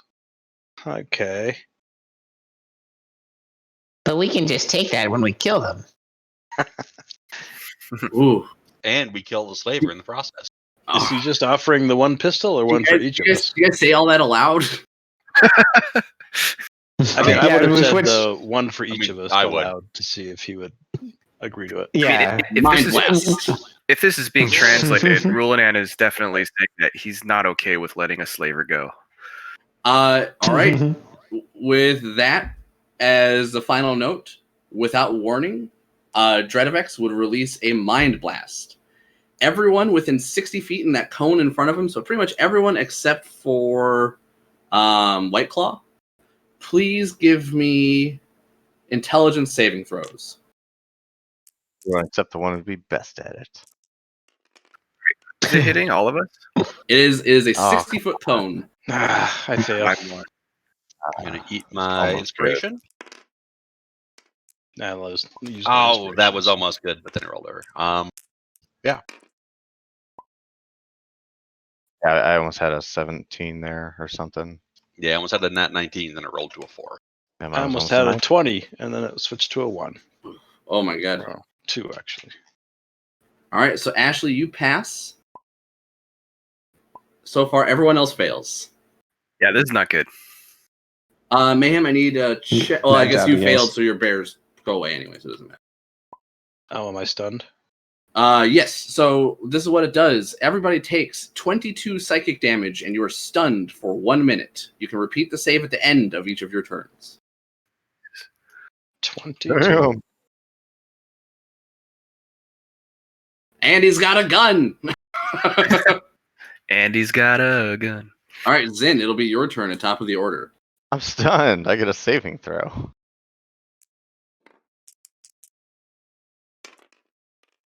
I fail. Oh no. My brain. Oh. 22 more damage for your trouble.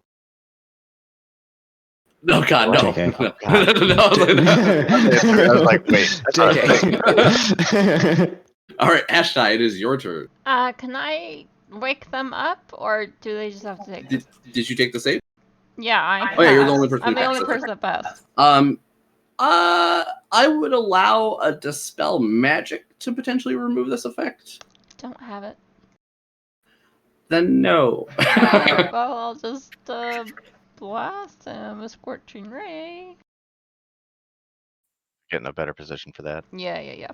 Oh, Yeah, they're also they might be in a cluster for summoning your spirit as well, if that's not already out. He is. He was. We saw. Gotcha. The crawlers. The fire golem, yeah, that's right. Flesh golem. Mm-hmm. I'm looking at big boy spells. I could do Spike Growth. I've got Scorching Ray, Flame Sphere. Forgery might not be bad. I don't know if this is concentration or not. Which one? You wish. No, this is not a spell, man. This is Ah, just of a course. brutal. Yeah, this is a brutal effect. This is what fighting mind plays is like. Even when they're adorable and cute and tiny. Yeah, I'll Scorching Ray him.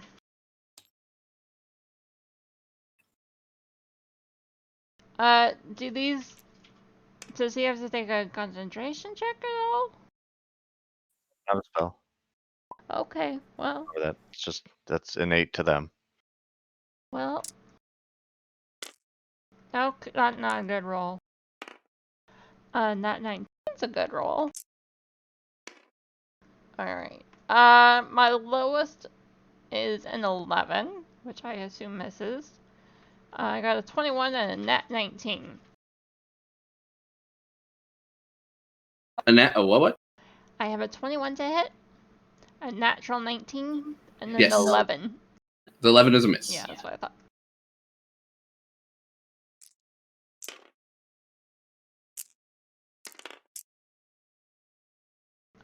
Pretty good damage. So it's gonna be 19 fire damage.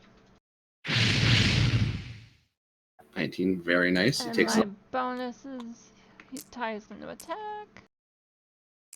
My dice keep not rolling. Okay, that's a nat 1. Never mind. Oh no, he's stunned. So Wait, what now? he's stunned. So Oh, Your pet. Yeah. He didn't die from the 22 damage? No, he has Oh. 30 health. He's a hefty cat. He's got 5 plus 5 times my level. Well, shit. Alright, so that's me. So 19 damage? 19 damage. Alright. After Ashtai, it is Aurilla, followed by Rulen. All right, saving throw. Actually, I think I'm gonna Nope. just shift out of the doorway. Still stunned. All right. The intelligence saving throw is fucking brutal. Well, it would help if I rolled higher than I rolled like a 4, and then a 2, and then a 3, and then a 2. All right, Rulenan, it is your turn, followed by White Claw. Right. Save that throat.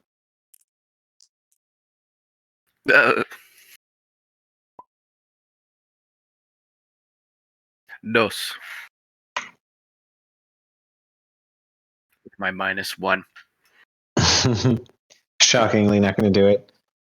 All right. So I think it's me. Shauna, can I see this guy from where I am, like at the top of the stairs, or would I need to?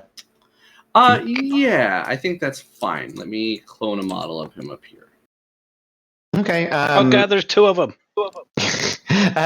Can I see if, besides the metal gun he has, is he wearing metal armor that I could heat metal? He does look like he has a breastplate. I assume that's metal. Yeah, Okay. he has a little Yeah. breastplate. It's up to you. There's probably metal in there at the very least. You've fallen right into my trap, Outworlder. And I'm gonna just start heat metaling his breastplate, and it's gonna just start glowing red hot. So that'll be 2d8 when I cast the spell, and then let me go ahead and give that a roll. And he'll have disadvantage on all attack rolls and ability checks while this is going on for him. Nice. That'll be 12 fire damage for him. 12 fire damage? All right. Okay, I think I will be bold and command Ferris to get in there with my bonus action. So Ferris, after I pass my turn, will rush in and do a rending, force empowered rend, I should say. So this will be Blammo. How's an 18 look? Does 18 hit? Sorry, Ashley's talking to me. An no worries. 18 to hit? Hmm? Yes. Okay, so that'll be 8 force damage for his trouble from the rend, and then we're done. All right, let me adjust both models. Got it. All right. After White Claw and Ferris is Hooker, followed by the Squidlings, and then the Ceramorph. All right. Int save, right? In save, yes. Got to be better than last time. But not much. That is an 8. That is a fail. You're still stunned. Like derp. I can't believe I'm back on this fucking ship. And that's my turn. Squidlings, none of them recharge their mind tickles. Oh god, Hooker. All 3 of them will kind of hover on up to you, and you just hear in your head them just going, brains, brains, brains. They're like little toddlers. They're poorly behaved. Yeah, they're gross. That's actually one of their descriptions, is they are poorly behaved. Like if you snuck up on them, they'd be here just like they're supposed to be cleaning this place up, and they're just like kicking shit around on the floor and harassing the golem. All right, I they're mean, gonna try to attack you, Hooker. Each one's gonna try to get their tentacles around your head. Brains? They're gonna attack you with advantage. So the first one gets a 18 to hit. Yep. Okay, you are grappled.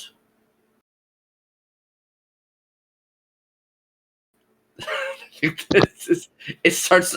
This is if this is what I think it just starts sucking on your head, and that's it for right now. Oh. It doesn't- good Lollipop. times.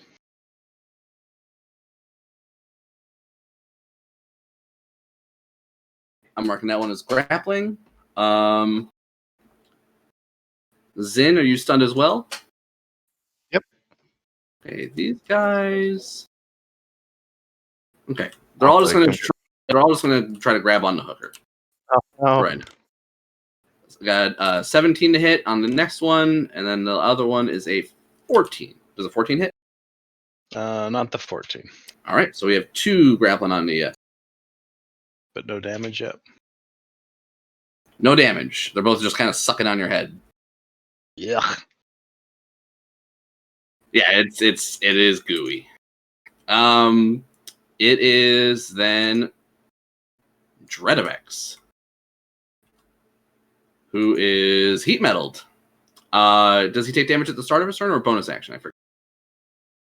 When I bonus action on my turn, but he has disadvantage on attacks and ability checks, All and he right. may have a recharge roll. He does not recharge his ability.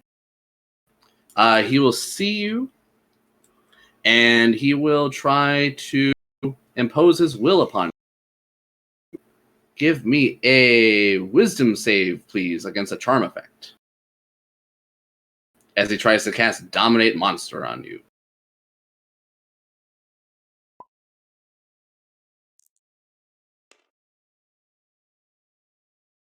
Let's see. I think that puts it to a 15. A 15 will pass as you resist his spell. Ooh. Nice. All right. Well He done. looks frustrated seeing you resist him. He will stand his ground for now. You guys can't help but notice he seems to be intent, even in your stunned states, he seems to be intent on the survival of the squidlings, who are just bratty little things that are just going after the first stunned thing near it. Is top of the order was Zin. I am not a thing. Followed by Ashtai. I'm stunned. I will attempt to save myself. By which I mean nat 17, that saving throw.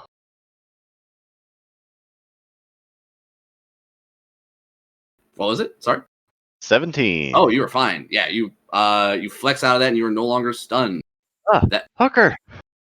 you see 2 of them just Get him. flex onto his head, just suck it on his head.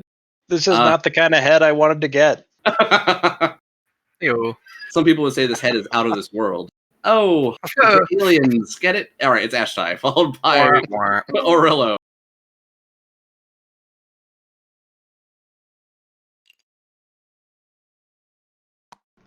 Well,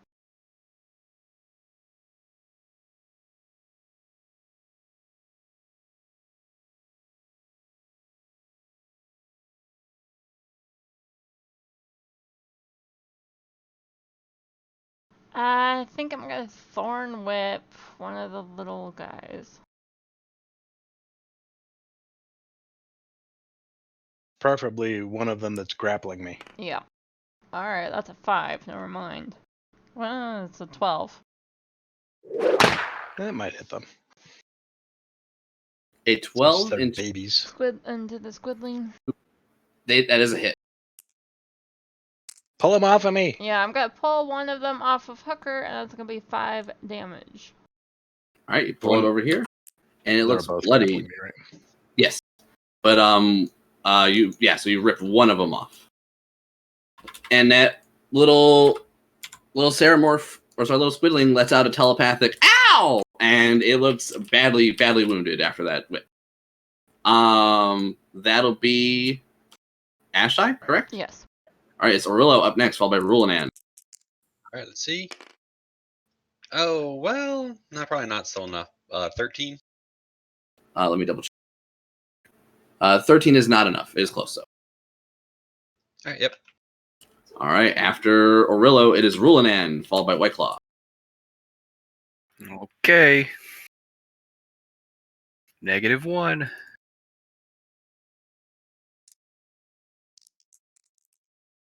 Oh, 20 to a 4. Awesome. Oh. All right, so Those are my Rulinan first remains ones. stunned. Whiteclaw, you're up next, followed by Hooker.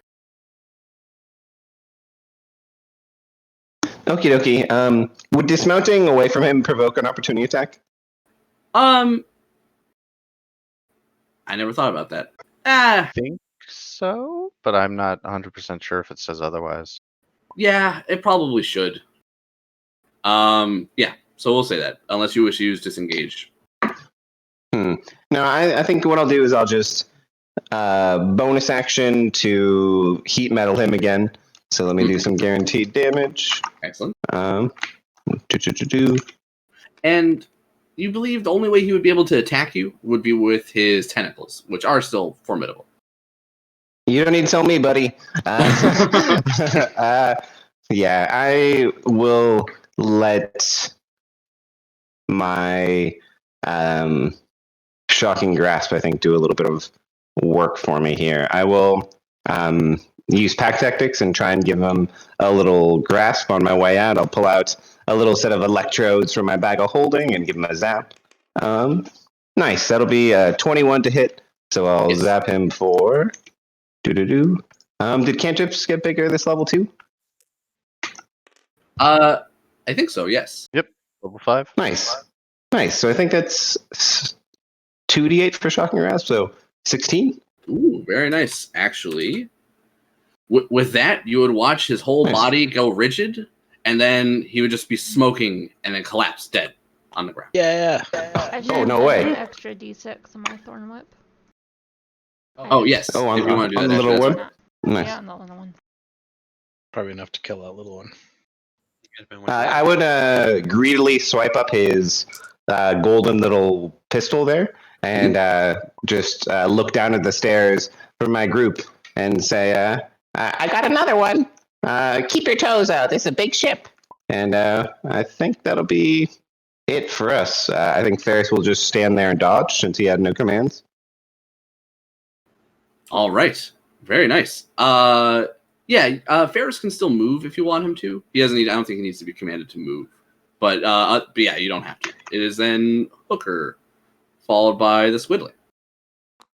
So do I still have to save, or did that guy die? Fix it. I believe you still have to save Your- for the next minute. Your That's not brain a spell. being incapacitated. Not for the first time. A A 10. 10 does not pass. Remain I'm stunned. still just hanging out. All right, the little brain suckers. Let's see what they can do.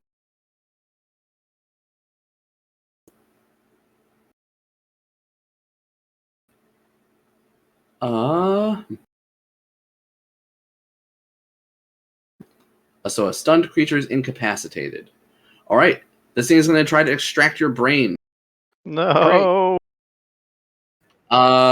It will. So it makes an attack with you or against you with advantage. It rolled like hot garbage. It got a 6.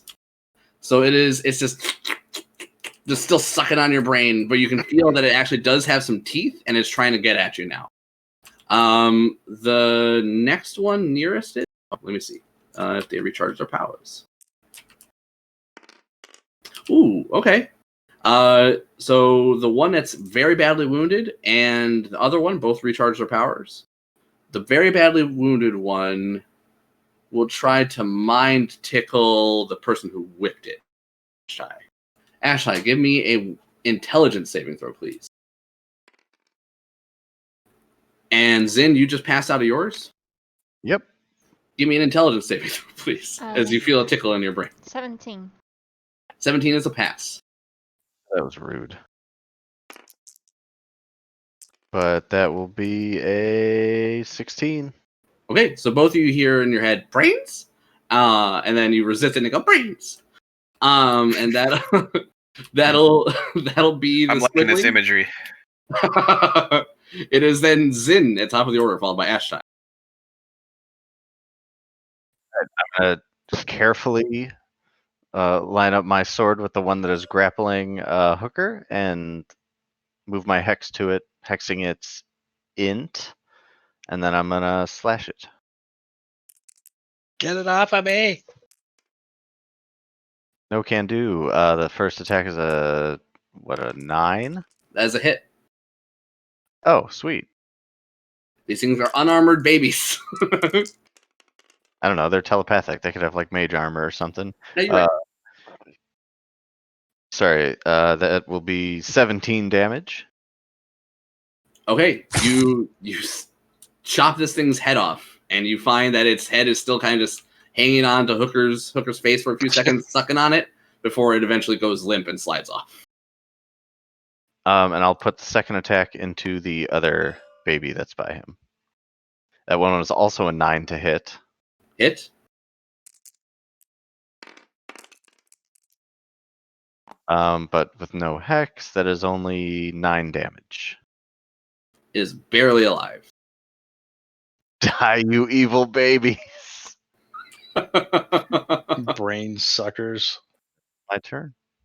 All right, is Ashai, followed by Aurilla. Alright, Thorn Whip the barely alive one. Get it! Natural 14. That's a hit. 2d6. 8 damage.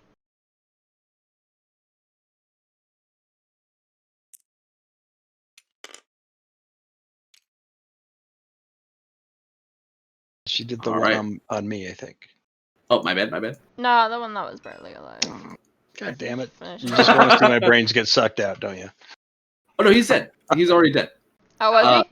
No. So the one that was on Hooker is the one that Zin killed.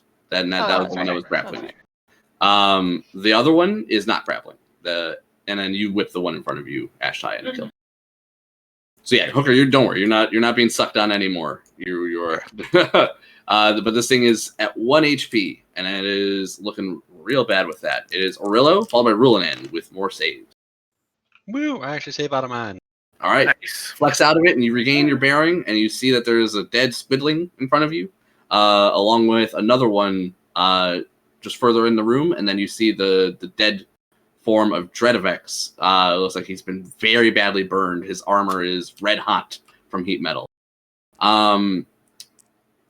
It is Rulanan, followed by Whiteclaw. Okay. Ugh. 2. All right, you remain stunned. Whiteclaw, followed by Hooker. I think White Claw would call down. Everyone okay down there? You guys need any more help?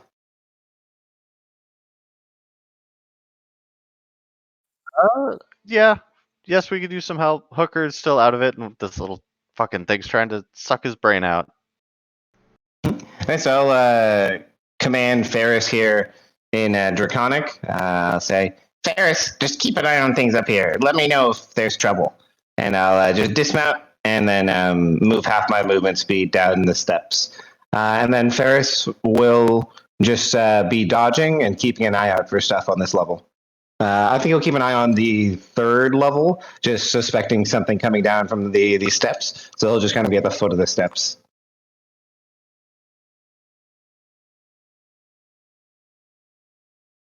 All right. Sorry, I was doing more reading. All right, with after Whiteclaw, it'll be Hooker. Snap out of it, Hooker. I'll try. The barbarian did it. Hey, that's a 20. I snap out of it, I think.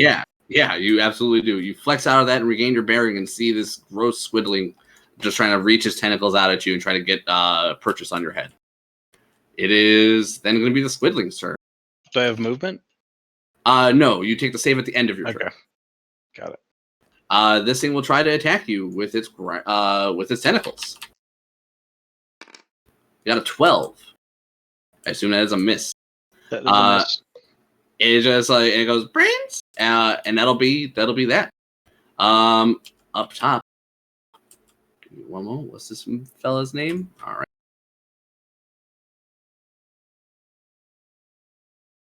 What fella? Huh? Give me one moment. Wait, this What fella's now? name is Dead Baby. Huh? There's no more fellas, I'm sure of it. But there is. Ferris would find out just shortly.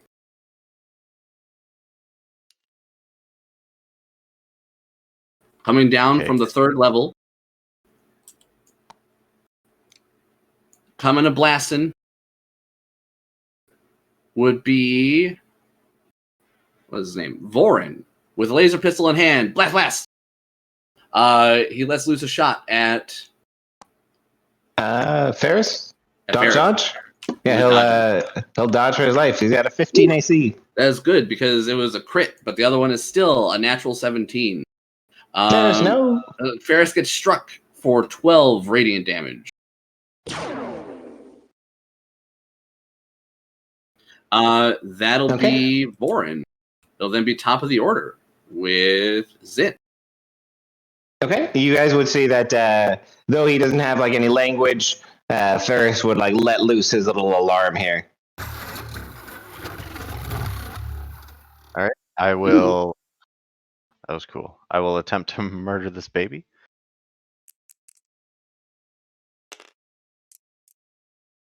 That's a nat 17. I would like that on a shirt. I would like to attempt to murder this baby and then a fucking picture of a D20 on there. Gotta have the horrible baby too, right? I don't know. That is 10 damage. All right, you slice that squiddling in half. Yay. And then hearing the commotion upstairs, I will charge 10, 20. What's up here?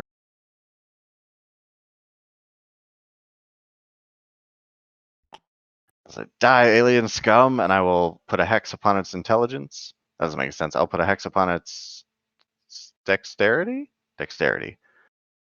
And slash it with my sword.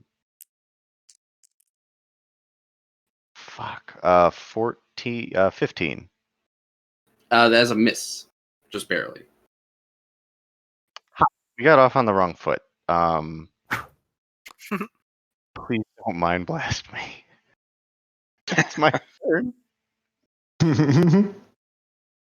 say that in undercommon. I say, please don't mind blast me. After my sword just like pinks off his chest plate. Oh man. All right, is Ashtai up next? All right, I'm gonna move up.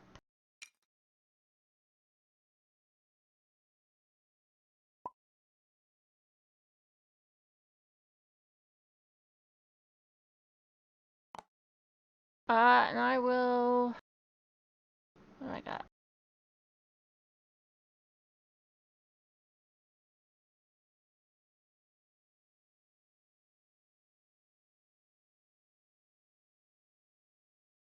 I will Thorn Whip him. With a Good. natural 3. Okay, that is a miss. I said whip it good, not whip it. All right. What's the save DC for the stun? You don't know. How about a 15? A 15 will pass. Alright. Ty is no longer stunned. Hey. Nice. All right, after Ashtai, it is Orillo, followed by Rulanan. All right. I will head on up.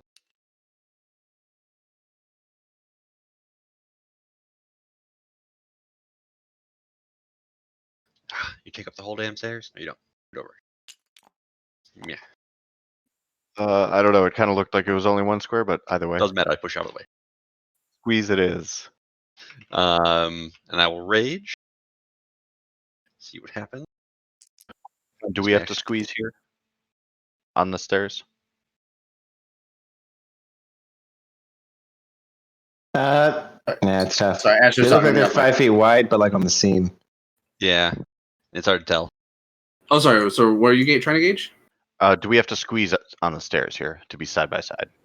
Oh, if one of you is occupying the stairs, then yes, to be side by side. I Alright. ran out of movement there. All right. Well, I'm squeezing with you. Actually, can I cut diagonally around the stairs? Can't move To through. try to his get over here, space. but yeah, he's still occupying essentially the same kind of territory. All right, whatever. We'll be squeezing.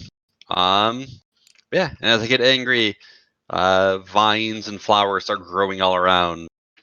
Ooh. Everything start coming to life, and everything within 15 feet of me is difficult terrain for enemies. Nice. So you would actually look around and see that as the growth starts to happen, you would see that the place is kind of slick with some kind of weird black liquid in just certain spots that look like it's been accumulating here. You're not sure what it's from, possibly a byproduct of the ship. And you just see a lot of just like debris from the crash that the ship has suffered. This door behind you would be a giant sphincter, by the way. It'd be different than the first door. Smaller one. It is. Sorry, after Orillo, it is then Rulanan. Oh, I'm not done. Oh, I'm sorry. Yo. Go on. Then yeah, now it's time for attacks. Reckless power attack, so I don't get the disadvantage. Very nice. That should hopefully be good enough. 13 to hit. 13 is not a hit on these guys. Bastard. All right, You another see one. he has a metal breastplate on. Oh, that's lower. Awesome. Okay. All right. 15 didn't even hit. Maybe I shouldn't have power attacked then. I didn't hear that a 15 missed. This little shit was been dodging everybody's attacks. It is now White Claw up next. Oh, sorry. God, I keep skipping. Rulanan followed by White Claw. I'm still snoozing. Still snoozing. How many saves have you taken at this point, other than the initial one? I believe it's 4. 4? Yeah, That 4 sounds right. Okay, so this should be your 5th one. So at your 10th one, if you should fail. 14, please. 14 Please. Fail is barely a Oh, fail. no. So now you guys know the DC you're looking for is a 15. So I gotta get a 16. Okay, gotcha. Man, yeah. So after 10 rounds, you will reach the minute, and you'll snap out of it. Something to look forward to. All right, White Claw, it is your turn. Alrighty. I will nervously peek up here. Can I kind of see him from the steps? Making my way up. I guess I feel like it's here. Yeah, you'd be like in Dreadavex's square up there. Okay. I would do my second level spell slot and just heat metal his breastplate and just say, "Aha! You'll boil just like your brother did, Outworlder." And we'll start cooking him. We'll do some fire damage, and then I think my bonus action will be to command my buddy friend. So his fire damage will be 14, not too shabby. And then I will avoid the mind blast by just making it back down here a bit. And then I'm going to bonus action.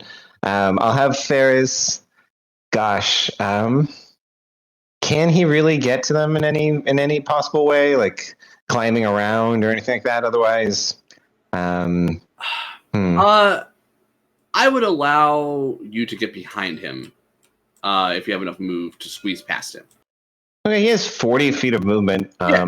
So okay, if he can climb on around him and past him, he'll get behind him and try and give him a chomp in the back of the head if he doesn't have to dash. So that'll be nice. That should hit then with a 22. So Yes. I'll give him a chomp for minimum. That'll be 4 force damage, and then we're done. All right. After that, it is Hooker, followed by Vorin. All right. Let's see. I look up the stairs and I use my bonus to summon my unicorn spirit. And I push him back there, assuming I can see that far. Yeah, that'd be fine. Even if you just move up a little bit and step back, you would have enough move to Okay. And then I will bring back 2 bears. All right, so it's bonus action to summon the unicorn spirit, action to conjure animals. Oh, and Nurse, when you did damage to Vorin, you could tell he's concentrating on a spell, but he passes both of his concentration checks.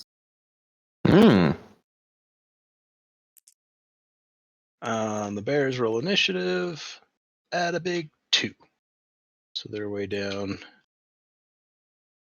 here.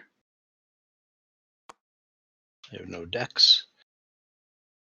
That was my bonus, and I'm gonna just step back, and that's my turn. All right. With that is Vorin. He's going to unleash a mind blast. It's going to be pretty much everyone in this front area. So the 2 bears, Aurilo, Zin, and Ashtai, all give me intelligence saves, please. Bears are pretty smart. Stunned again. It was rigged. A 1. Oh, God. My dice are like not rolling, they're just tipping. Your spam art. Oh, look at that. Bear has a nat 19 and a nat 17. Both pass. Awesome. Fucking bears. Well, sorry, They're smarter than me. I say that. Make sure they don't have like a -4 intelligence or something. Okay. Oh, they definitely do. They do have a -4 intelligence. Yep. So the 19 will pass and the 17 will fail. Okay. So 13 is a fail. Yeah, Okay. very How much so damage? smart. So one of these guys I'll mark stunned. And sorry, what was that actually? How much damage? If you fail, it is 22 psychic damage. And you are stunned for a minute. Can take the save at the end of each of your turns. Oh, he takes 22 as well, right? Yes. No damage on a success. All right. So is Zin, Aurilo, and Ashtai all stunned along with 1 bear? Yep. I'm stunned, yes. Oh, yeah, I'm stunned. Vorin is going to provoke an opportunity attack from Ferris. Sure, he'll give him a chomp. Let me give him a roll. As he levitates himself 20 feet into the air. Nice. Yeah, I will be getting a good hit with a 24, so I'll chomp him for... Nice, max. I think that's 11 force damage for him. Let me see if he maintains his concentration. Ooh! He does not. He goes to lift himself off the ground, and Ferris bites him or smacks him, and he falls out of his levitate. So let me get the 11 damage on there. Very nice. So yeah, Ferris. He's gonna stay here then. He's burning to death. That'll be his turn. It is then the bears. So do the bear who's not stunned first, and then do the bear who's stunned after. Let's see. Can he get up behind him here? No. Oh, actually, the bear is large and he is small. So he would squeeze through your own allies. Yeah, especially because we're incapacitated. Yeah, I think he can climb over everything that's happening there. He can just kind of fat boy muscle his way through. Yeah, Ferris is medium, so you'd have to squeeze with Ferris, I think, to attack. But yeah, kind of reach around like that, though. Yeah, I think that'd be fine. So yeah, your bear would get his fat ass yeah. up the stairs. And normal attacks or disadvantage? Normal attacks. Okay. Yeah, because you don't end up having to have him squeeze at the end of the movement. All right. So bite and oops, that didn't work. Bite and claw. The bite is a 20 to, and the claw is a nat 19. This bear is hot. So that's 8 damage and 11 damage, so 19 non-magical. So, sorry, 8 and 11? So 19? Yeah.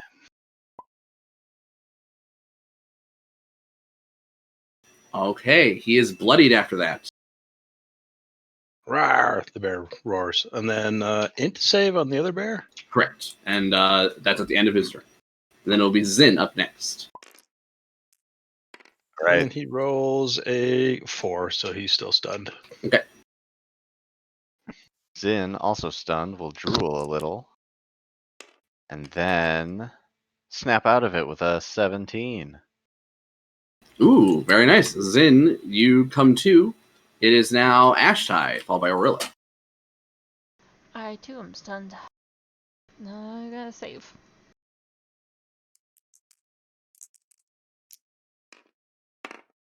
Crit! Very nice. Ashtai flexes out of it. It is then Orillo, followed by Rulanan. Still stunned. Saving throw. Save. Oh, you already took a save press. Well, all right. Orillo, after you, it is Rulanan. This will be turn 6 for Rulanan.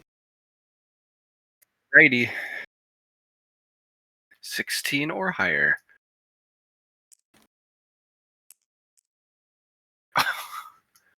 One. So I guess a 0. Hits. It's funny because there's a 17 and a 16 right next to 1, so that's great. Oh, I just to tease you. All right, it is then White Claw. All right, I think I'll start us off with a bonus action to sizzle him a bit with the heat metal. That will be only 8 damage this time. From there, I will scoot up the steps a bit. And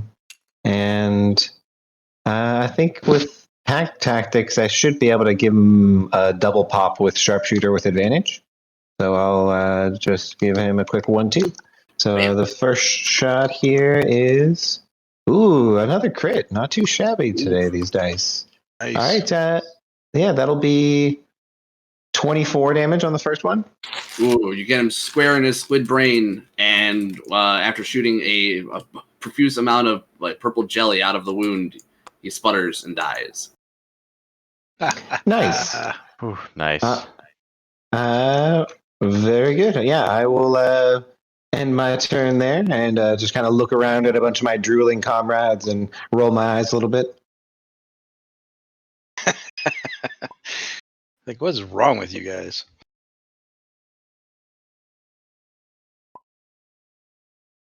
Okay, after that, you guys can break initiative as you have nothing else coming to attack you. The ship has grown quiet. Those of you who have telepathy would still occasionally hear the telepathic summons coming from the ship.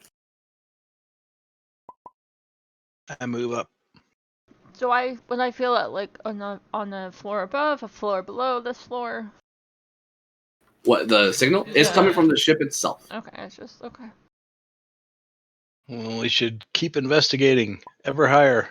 Who needs heals? And is anyone low? Like really low?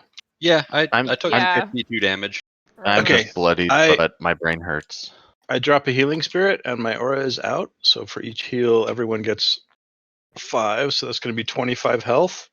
And then you guys use 5 healing spirits, or is it 6 now?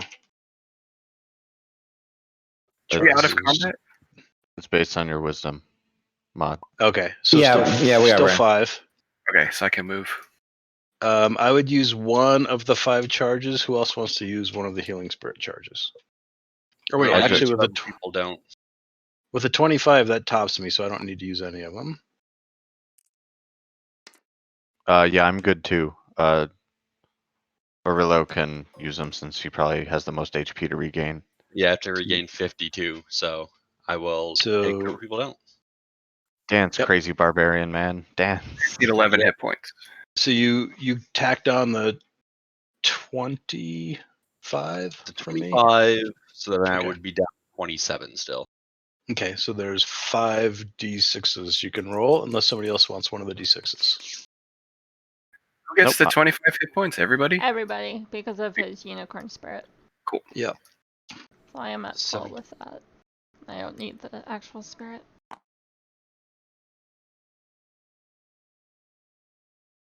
So did that get you topped or close? I'm back up to 50 HP. Nice. All right, that works out.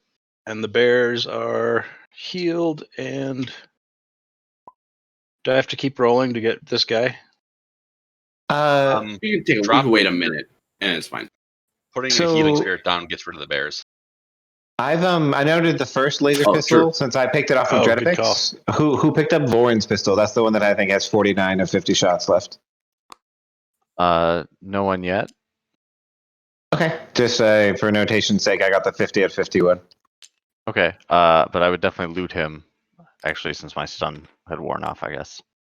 Okay, yeah, you would find the same pistol that you found, saw wielded by the previous Sarah Moore on him. It looks like it would have a little gauge on the side of the handle to indicate a charge. It looks like the charge is slightly diminished, so it has 49 out of 50 shots.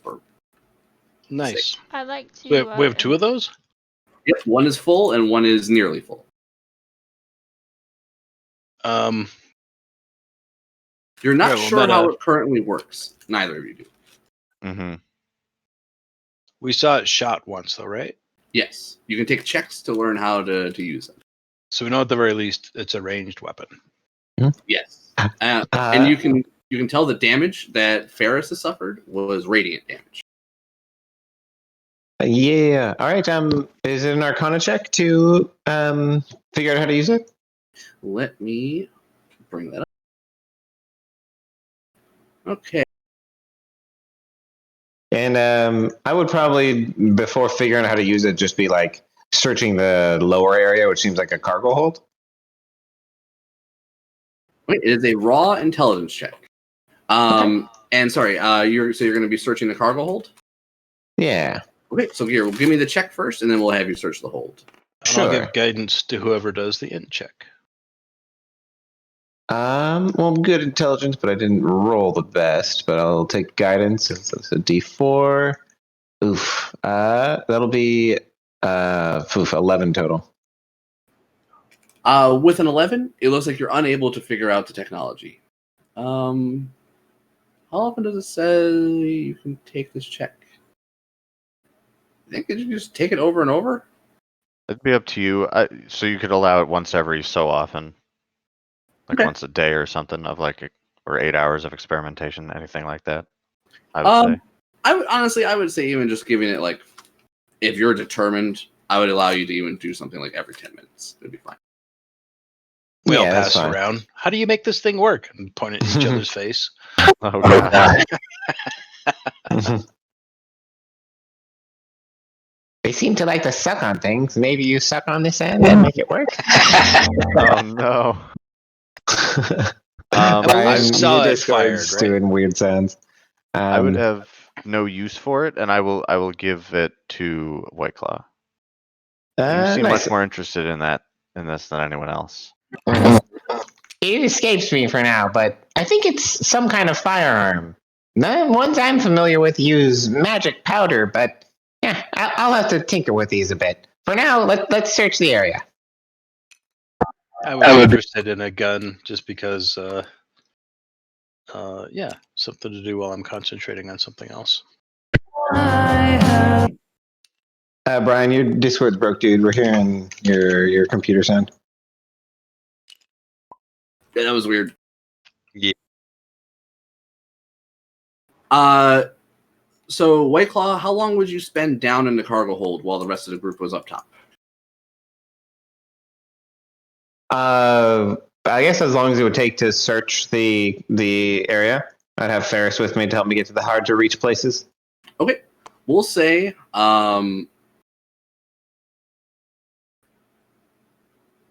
You can find areas where there were cages that look like they contained creatures, but the creatures are long gone.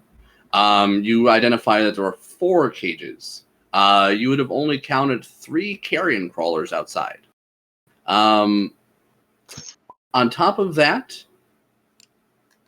out of all of the crates, one of which stands out above the rest, and you find that it contains 6 laser rifles that are in a weapons rack.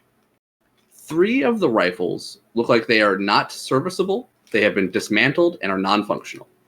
However, the other 3 look like they are intact and have a full 30 shots each.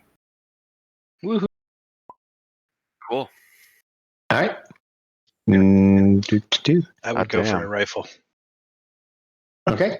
I'll take one as well. We could potentially do a rifle as a decent range.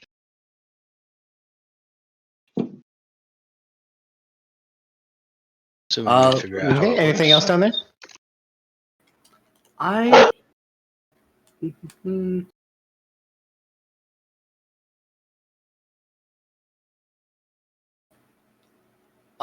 No. Some of the crates look like the gnomes' squidlings lived in them. Fun, cozy. Huh. Gooey. You would notice that there are more doors over, over there where your hand is. Nick, did you Okay. detect magic? No. I did not. I went upstairs. I s- Oh. We should like detect magic through this whole place. Yeah. So also that'll probably take me like at least a couple minutes down here while you guys can do upstairs stuff. I was going to I'd detect be magic, ripping but through this I went door. upstairs. So here, we'll cut to upstairs real quick, and then we'll come back with White Claw if you want to investigate the other doors, or head on upstairs. We'll come back to you in just a moment. I want to try something with my telepathic. I want to like telepathically have the door open. Since All right. I'm getting the telepathic vibe in this. Double check. Okay.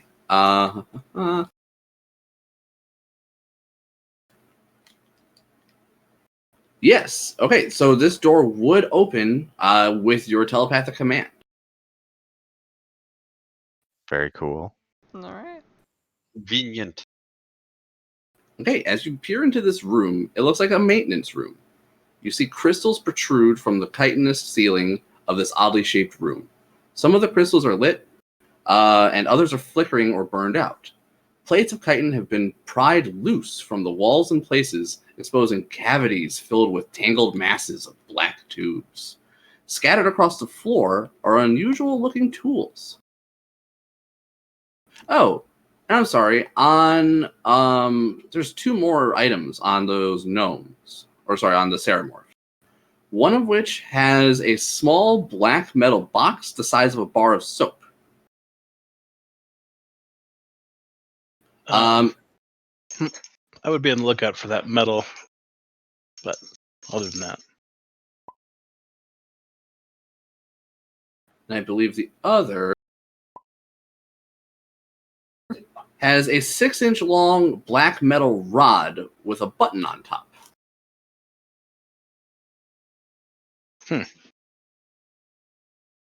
a button, you say? A button. This was on like in somebody's pocket? This is on each of the gnomes. One had the rod, and then the other one had the box. Well, we should try to figure out what these things do, I say. And I look to White Claw, except he's not there. And then I yell to White Claw, what do these things do? Meanwhile, downstairs here, ooh, jackpot! And I'd be scampering upstairs with a chest that has 3 laser rifles in it. These big boys look like they can pop quite a wallop if we can figure them out. What you got there? Let me take a look. Is there any way I can figure out what those things are? The massive stuff in the maintenance room. No, I'm sorry. I would have gone up and looked at the stuff that Hooker found, the little soap box shaped thing and the rod. And then the rod. Yes. Okay, so yes, so for and are there any spells or anything anybody has going on right now, like detect magic? I am, but I'm all the way up top. Okay. By the throne. You would have noticed it just because you were there to loot one of the bodies. The rod would have been the one you would have seen, and would have been magical. Oh, okay. Yeah, I definitely would point that out. Okay. Give me an Arcana check for the box, White Claw. Thanks.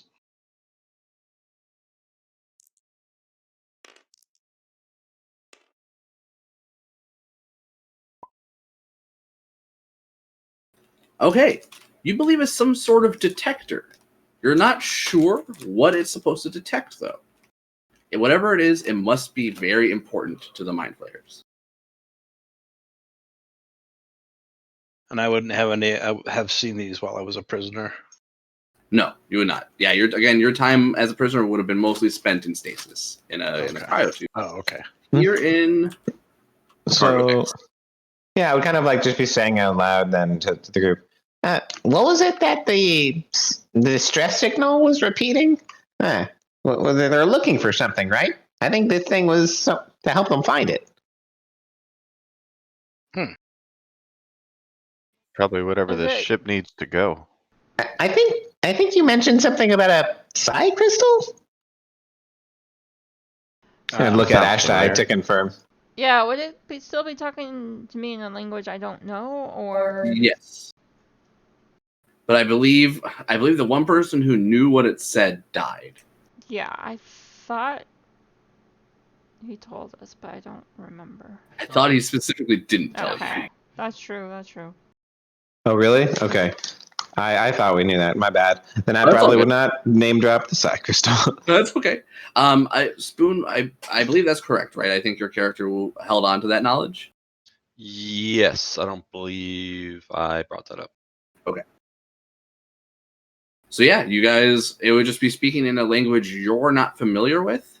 But Ashai, you would actually be able to, I don't know if it would be helpful, but you would actually recognize the language it's speaking in your head is the same language it spoke verbally to Zin. Well, so my mind link, it's like they don't need to, we don't need a shared language to understand, but I don't know how this works with the. Right. It just, you don't, because you're not establishing a link with Right. anything. This is just like a broadcast thing you're hearing. It's a recording. Maybe.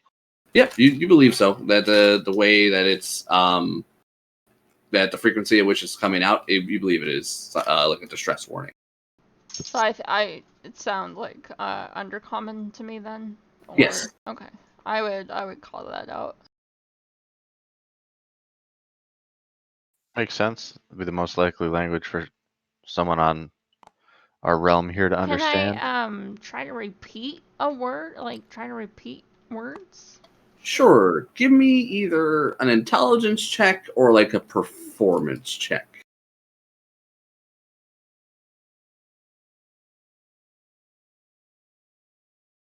Well, performance is +1.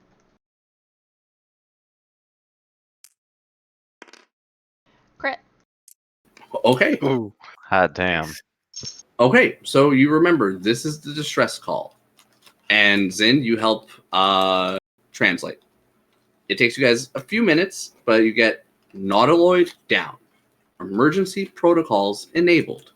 Crew safe, but vessel imperiled. Psi crystal needed. Come at once. There you go. Psi crystal. You And that, call and that that- out to everybody? Well, that would be out loud because Ash would say it to me in undercommon. I would translate what it means into common. Okay. Yeah. I'm repeating when I'm like trying to mimic the language. And I would say we should get out of here before somebody shows up with a psi crystal.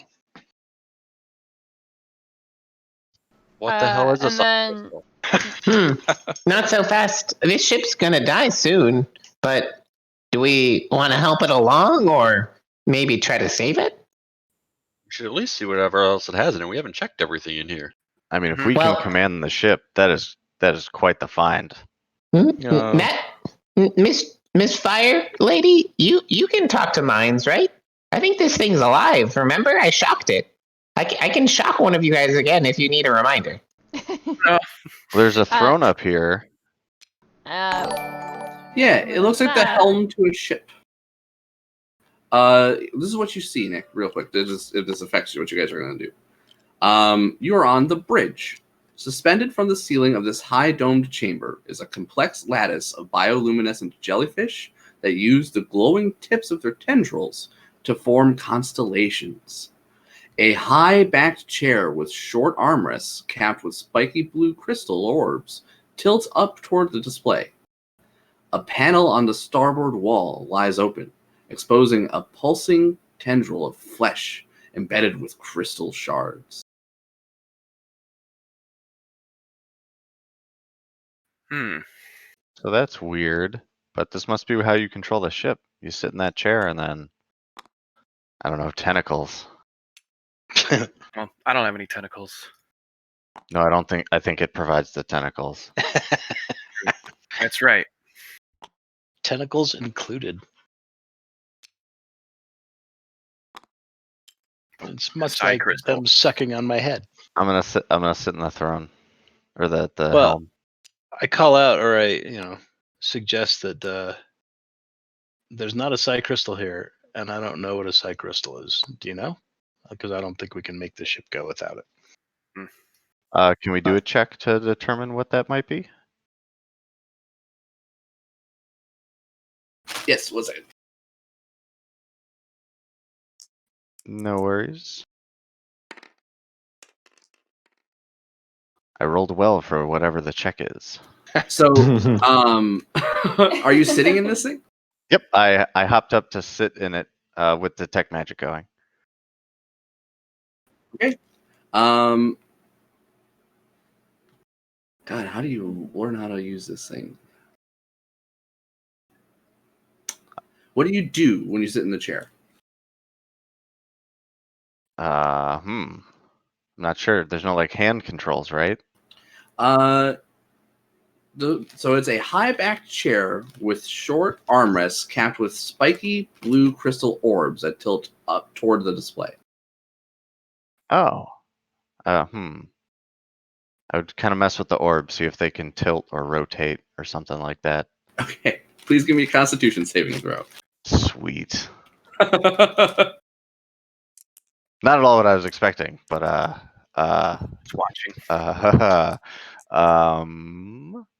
13. Okay, all of you on the bridge would watch as Zin touches both of the orbs. He would stare into the constellations formed by the jellyfish, and then he just kind of just keeps staring. His eyes are unblinking, and he's just out of it. Try and talk to Zin. Hey. So Zin, you're stunned for some unknown amount of time. Huh. Okie dokie.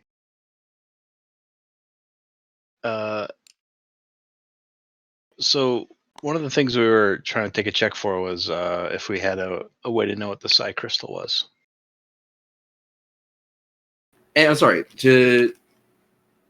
what was the check to learn what the psi crystal was? If we know what it is or have any clue about. I was just asking if we were asking if we could. Yeah, I think that would be fine. Give me an Arcana check.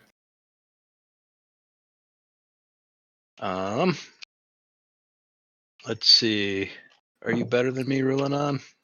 At Arcana? You guys should get White Claw. Negative He's the one. only smart one. Oh, but I rolled a 17. Now I roll a 17. Nice. I love 16. I love when the monster race is the smart guy in the group. It's great. A 16. You're not sure what other uses. Guidance with that. Okay, yeah. Roll a d4 on top of that. I'm eating popcorn and I bit myself. Luna. Oh. Hi. Wow. Are you watching Ash's stream, or do you want us to stream on Discord? I can watch Ashley stream. Go. So 18. 18. With that, you don't know all the uses of a psi crystal, as you've never seen one. But you know two things about them importantly. One, it's obviously used as some sort of power source and can be used as such for the ship. And two, you believe that it's if you're going to find one, you're probably going to have to find it somewhere where illithids have used to make a home or a base or like something like that. And we don't think illithids are natural on this planet. No, they're in not the natural anywhere. Yeah, I don't think any of our characters know where illithids hang out. Yeah, I don't know if I would have encountered them in the Underdark potentially or know of them from that, but Yeah, fair enough, Mr. J. thank you. That is my proper name. So I would still double down on saying if they're going to get a psi crystal, it's going to come from another ship like this, so we should clear out before it shows up. That's what I think. All right. Sorry, guys. I need to take off. I will. No worries, Spoon. tweet. Yeah, That's all right, see you man. later. Later. Bye soon. Yeah, I think if people needed help looking at stuff, I could be summoned up. Otherwise, I might finish exploring these rooms on the lower level. Yeah, we would have called you up for Zin's spaced out effect.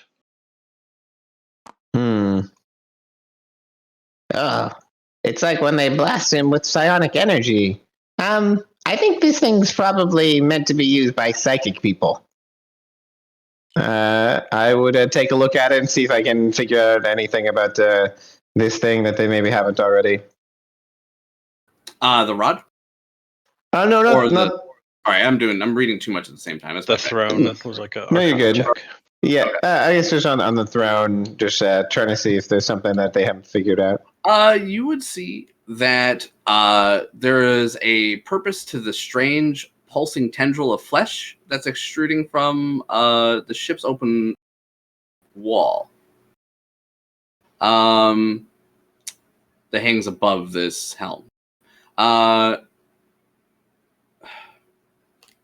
what are you doing at this point? Are you down there with Aurilla? I would command to open the door, and then, unless they called for me, I guess I would. No, that's fine. I would stick around. You could tell that the distress signal, even though it's coming from the ship, it is. You believe it's originating from the floor right above you. White Claw, give me You believe you can damage that tendril, or disarm it, or rip it off. You're unsure what the purpose of it is currently. And I don't think there's any good way for you to know without having telepathy of some sort. Okay, yeah, I think I would ask Rulanon to help pull Zin out of the chair and tell him to not touch any of the buttons or anything like that. Sure thing, White Claw. Ashtai, see if your little special brain can talk to this ship. Otherwise, don't hurt yourself. It already broke Zin's brain. And with that, I would go upstairs. All right, so as you pull Zin out of the chair, Rulanan, Zin is still just stunned. He's bleh. Just like Back him around. Snap out of What's up? it.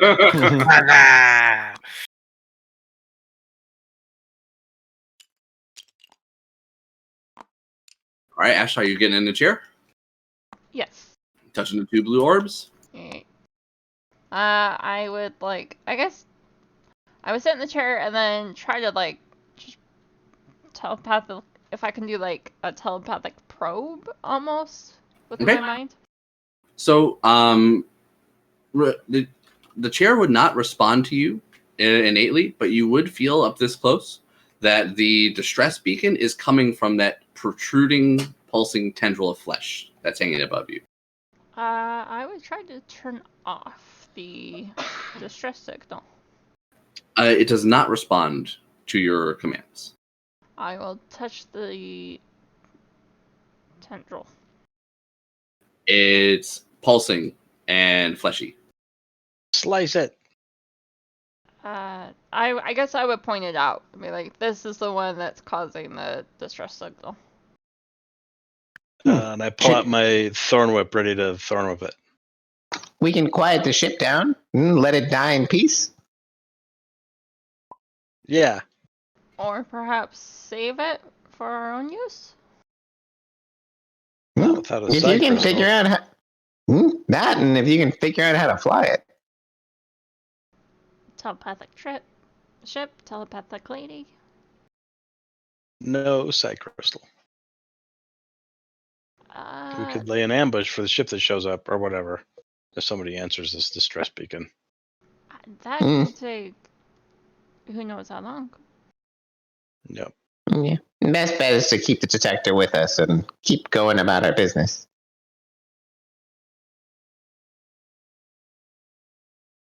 And well, go ahead and snap that thing. Thank you.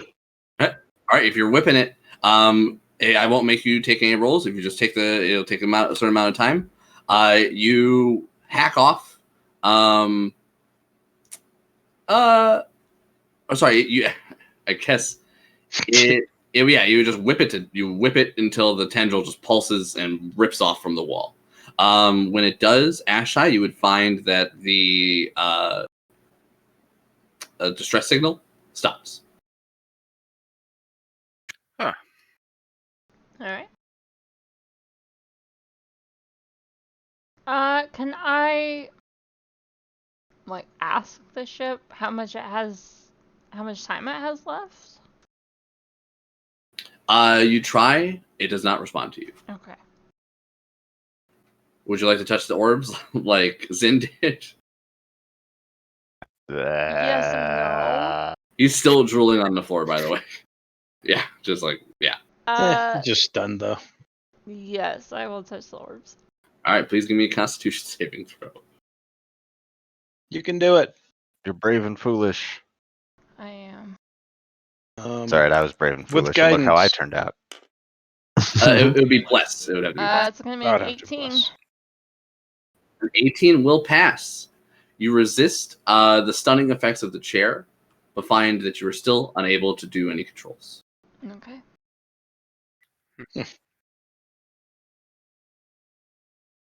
Were you able to pilot it or talk to it?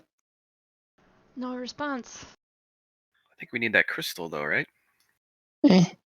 Maybe it's just built for mind flayers. They are very different species.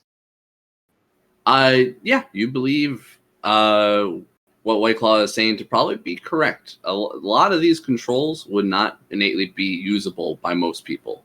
Even you with your telepathic abilities don't know what commands to give it, don't know what language to talk to it in. It just does not seem to be responding to you.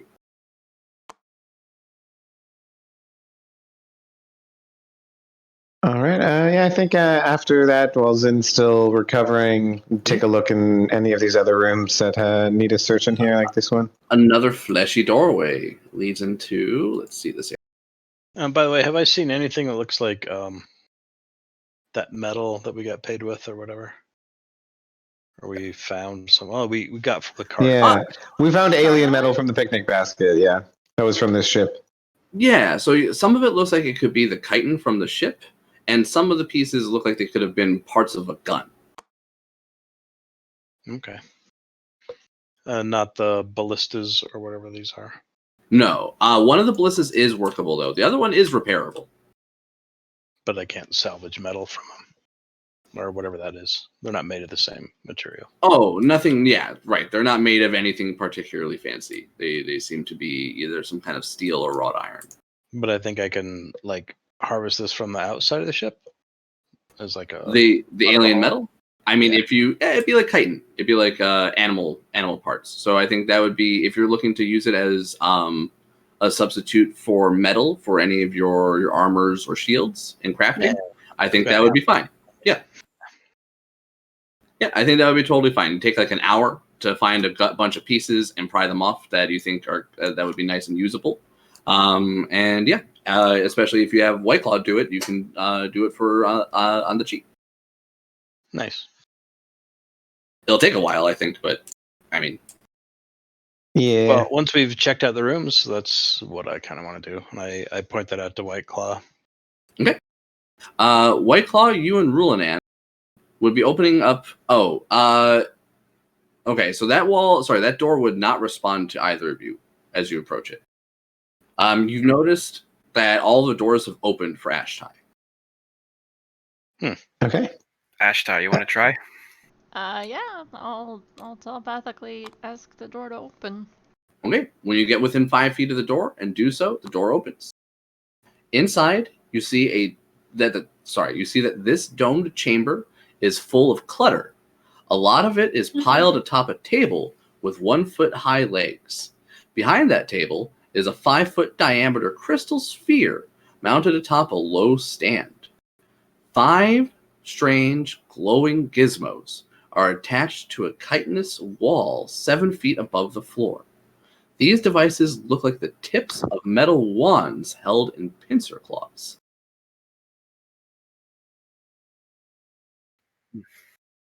Huh. Okay. Wait. Yeah. So. As you each enter the room, put you guys here.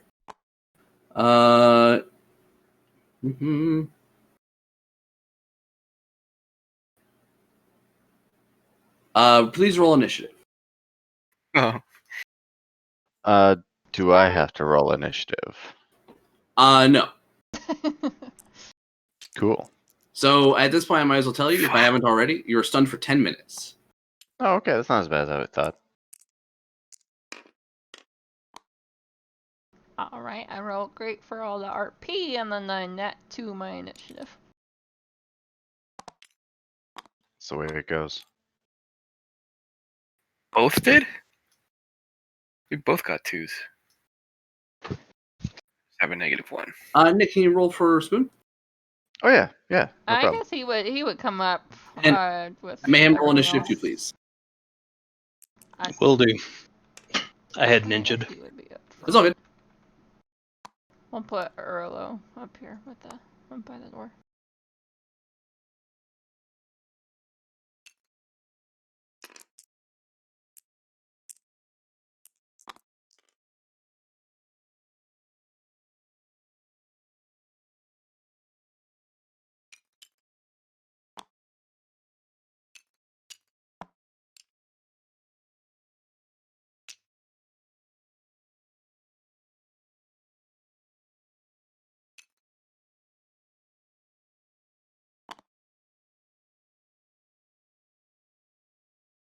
All right. If we are ready, top of the order with Orillo, followed by the ship.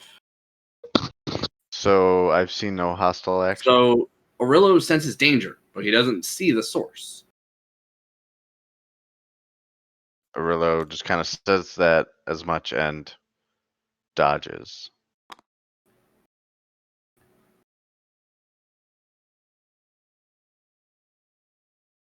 That's Nick, if me. you're talking, I'm not hearing you. Hello? Testing? Yeah, I hear him. I'm not hearing anybody. Oh. Uh-oh. It's Discord. We're good. We're good. Fix All it. right. Arilla's just kind of mentions that he senses something and dodges right there. Okay. On the ship's turn. On the what now? Let's see. Gotta do some quick rolls.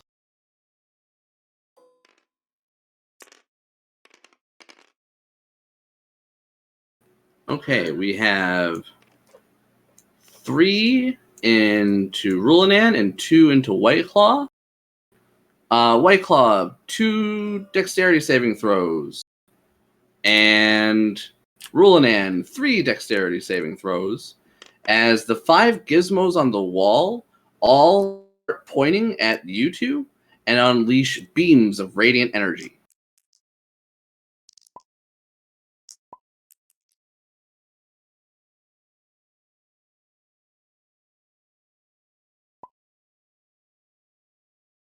Like laser beams? Laser beams. Ooh. Okay. I'm just gonna put the little Ceramorph on there as.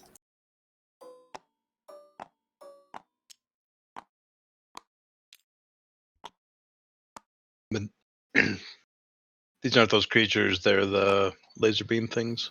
Yeah, there's no model for little gizmos, so I'm just representing that. I was just trying to understand. Yeah, it's like little guns on the wall, essentially, or turning at you. So White Claw with the 15 and 8, you will get shot twice for 4 radiant damage each. So 8 total. And Rulanan, you will be shot 3 times then for 12.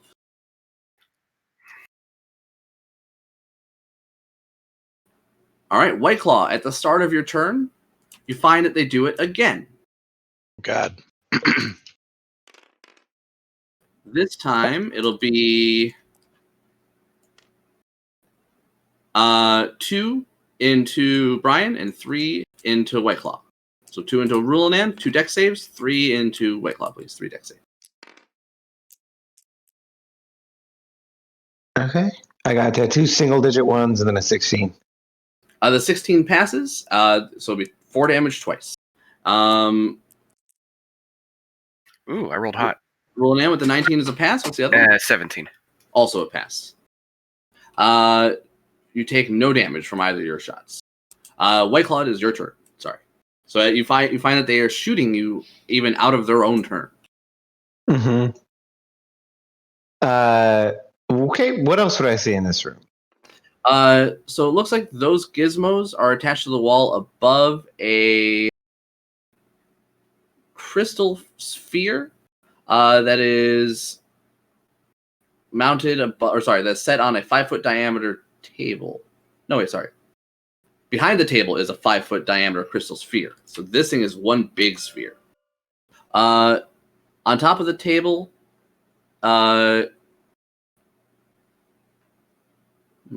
just a lot of clutter. And it looks like there are 2 items of note on the table amidst that clutter.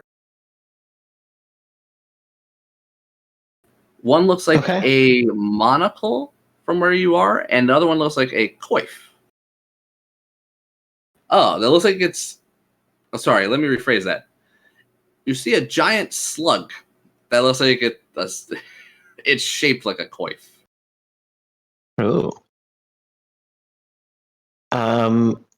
So does it look like this table could be like pushed over to give me cover from the ship's blasty thingies? Oh, yes.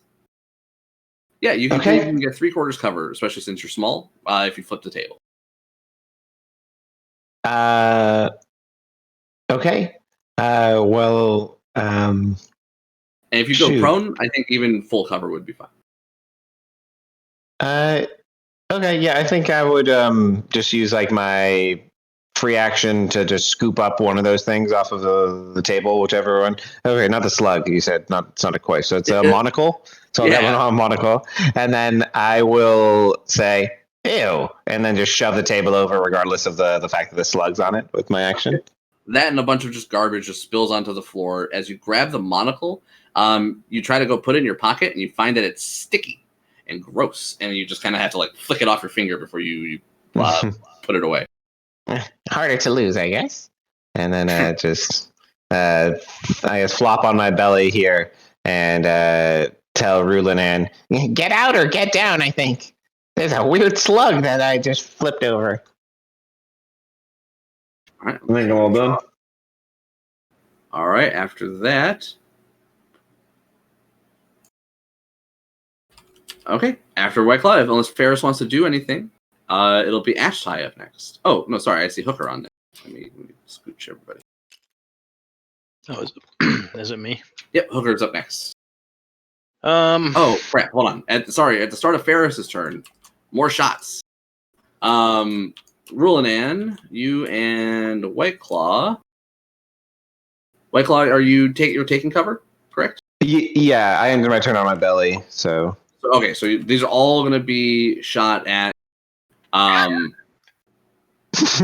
Rulinan. Sorry, I didn't turn my belly and gave Rulinan a thumbs up. So Rulinan, as they're unable to get sight on White Claw, they all blast at you. So dex saves, please. 5. Righty. I'm just amazed at the technology that these things can shoot so quickly. Yeah, it says at the start of each turn they shoot.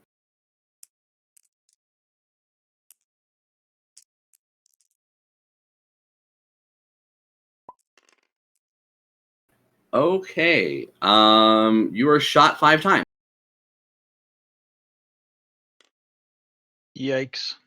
For 23 radiant damage. I'm 100% going to go down on the next turn. Okay, it is now Ferris's turn. Followed by Hooker.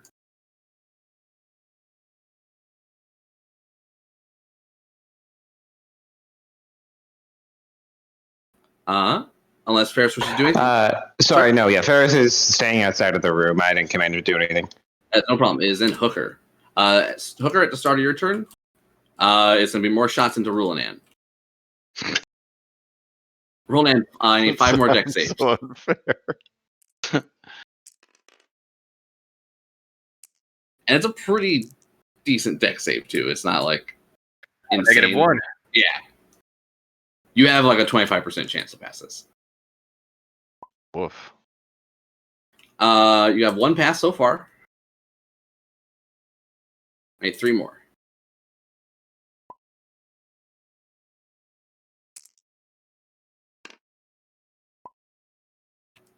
Okay. So you get shot 4 times. Oh, how did I roll higher than the... Okay. For 25 damage. Yep, I'm down. So Hooker, at the start of your turn, you would hear Rulinan be shot until he's no longer moving and falls asleep. These things are just firing off like crazy. I move over here and I drop a healing spirit under Rulinan. So I'll do that. Gonna be whack-a-mole. Whack-a-mole.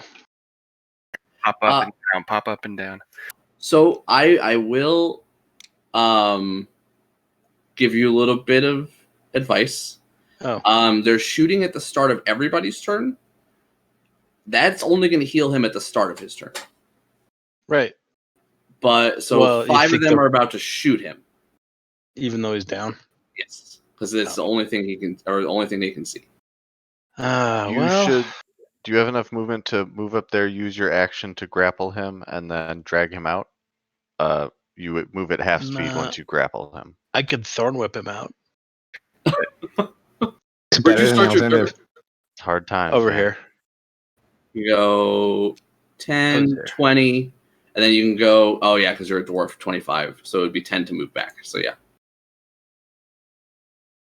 I mean, I could thorn whip him from here, right? And try to pull him back through the door. Yeah, that'd be fine.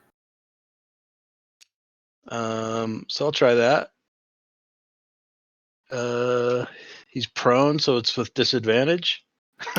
But it's a melee attack, so it's still that's only right. within 5 feet for the advantage. So is it just flat roll? No, there's no advantage. It's disadvantage. Okay, it's just disadvantage. Okay. All right. So a disadvantage attack with Thorn Whip. Wait, why? Because I'm not within 5 feet. Correct. Yeah. Okay. He has to hit my AC. Yes. Shit. Well, I hope I roll well. I have an 18. That's a nat 16. So 22. Nice. Sweet.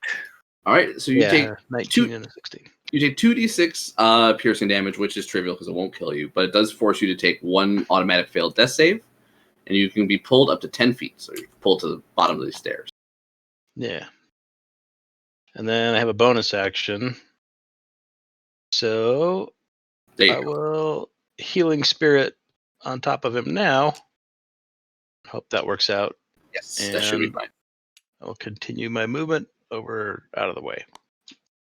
All right. After Hooker's turn is Ashtai. White Claw, you would see that the little gizmos on the walls are searching the room for intruders. Ashtai, it is your turn. I'd like to try to talk to the ship to try to turn off the security system or whatever. You would know this ship has not been responding well to you, except for opening doors to you. That's true.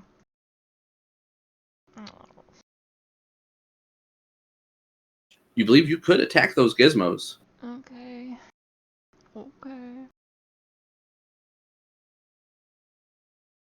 You could also, if you feel particularly strong, you can go rip them off the wall. They actually don't look very durable. My strength is only 8, so. Understand. I will thorn whip the gizmo. Okay.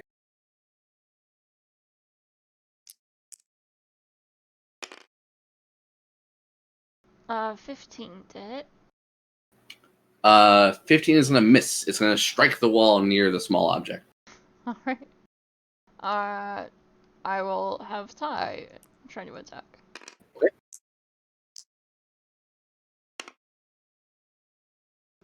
14. 14 is also a miss. Yep. Strikes the wall behind. Alright, after Ashtai, it'll be Rulanan. Okay. Rulanan, you at the beginning of your turn, you heal for D6 plus Mayhem. How much is it? Plus 4? I forget. Let me check.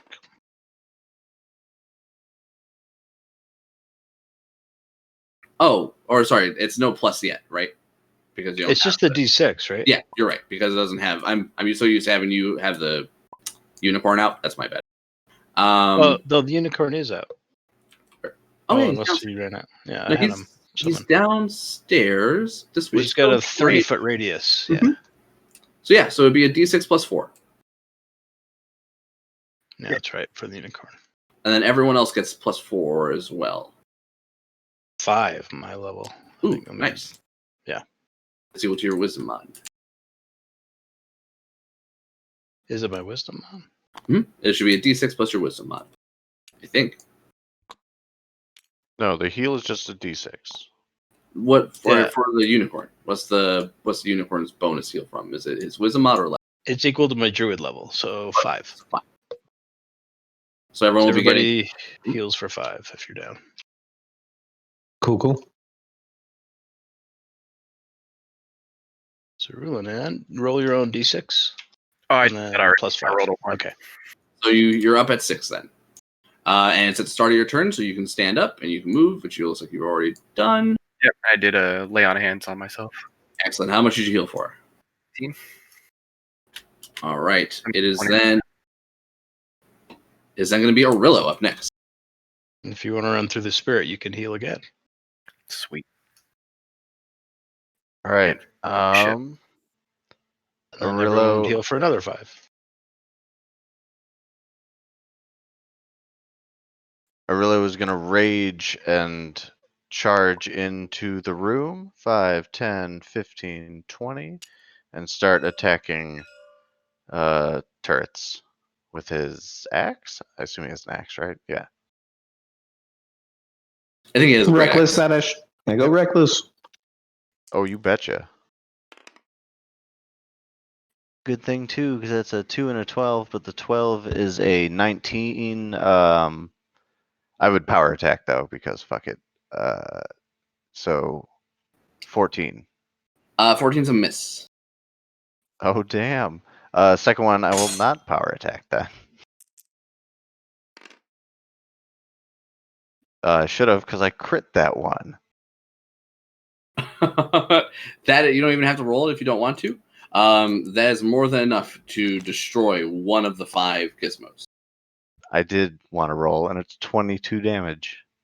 You leave a big gaping wound in the wall there. A bunch of black goo from the internals of the ship start to spill onto the ground. Yeah, oh, I have to look up what his silly rage thing is too. I'll do that right now. Oh, right.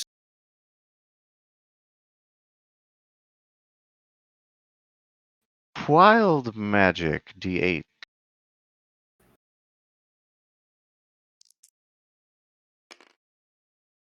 7. Flowers and vines grow around. It's the difficult terrain again. Okay, so this room is filled with difficult terrain for his enemies. Yeah. Yes. Okay. All right. Is that Aurilla's turn?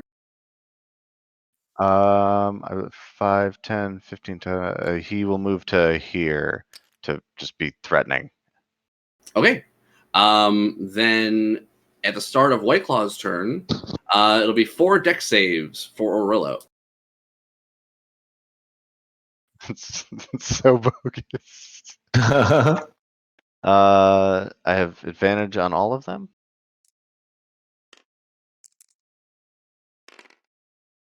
20, 16,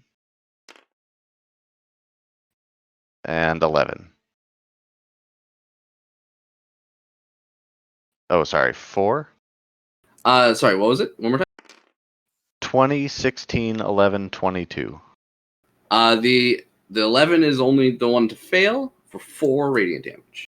Yeah, keep that rage going. I mean, I guess I attacked, but yeah. All right, it's White Claw's turn, followed by Ferris. And then Hooker. Also, radiant damage. Boo. Okay, White Claw is gonna peek his head out, just standing up from prone, and then I'll do pack tactics and aim at this one right here. Blammo advantage, no sharpshoot. This will be, I think a 21 should do. Yes. So I will pop it for nice 13 piercing damage. Nice. Sorry, you're doing the one next to Aurilla? Yes. All right, popped. Destroyed. Okay. Nice. And if he's adjacent to this one as well, I'll do pack tactics again. Yes. Looks like I got the diagonal. Boom. All right. Nice. That should be again a hit with a 21.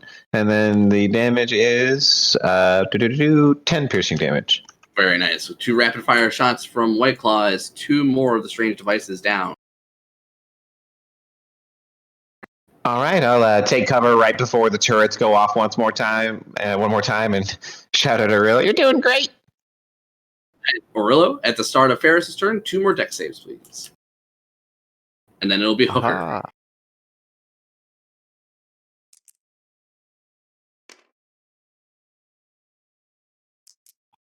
12 and 12. He takes some damage. He'll take 13 radiant damage. It'll then be Hooker's turn. At the start of Hooker's turn, Aurilla takes 2 more dex saves. 13 and 18. 13 and what was that one? 18? Yep. The 13, you'll take 2 radiant damage. All right, it is now Hooker's turn.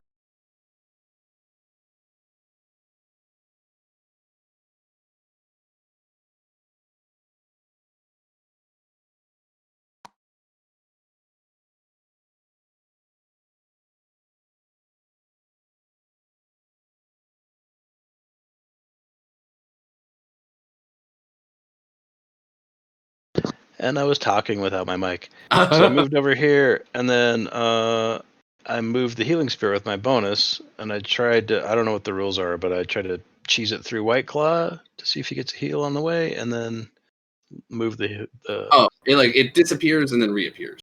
Okay. It's like Moonbeam. Okay. So move the healing spirit there, and then I thorn whip one of those things, or try to. Get it.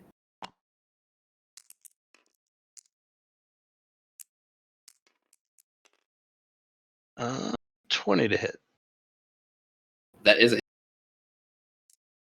All right. So I hit him for 5 damage. And I try to pull it off the wall. 10 feet of movement. You tear that thing square off the wall, and it is destroyed. And then I continue my movement over there. And that's my turn.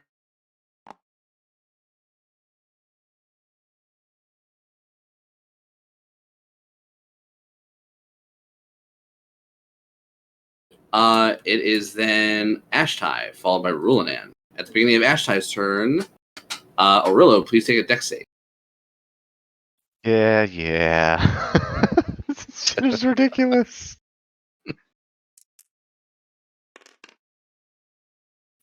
22 and 10.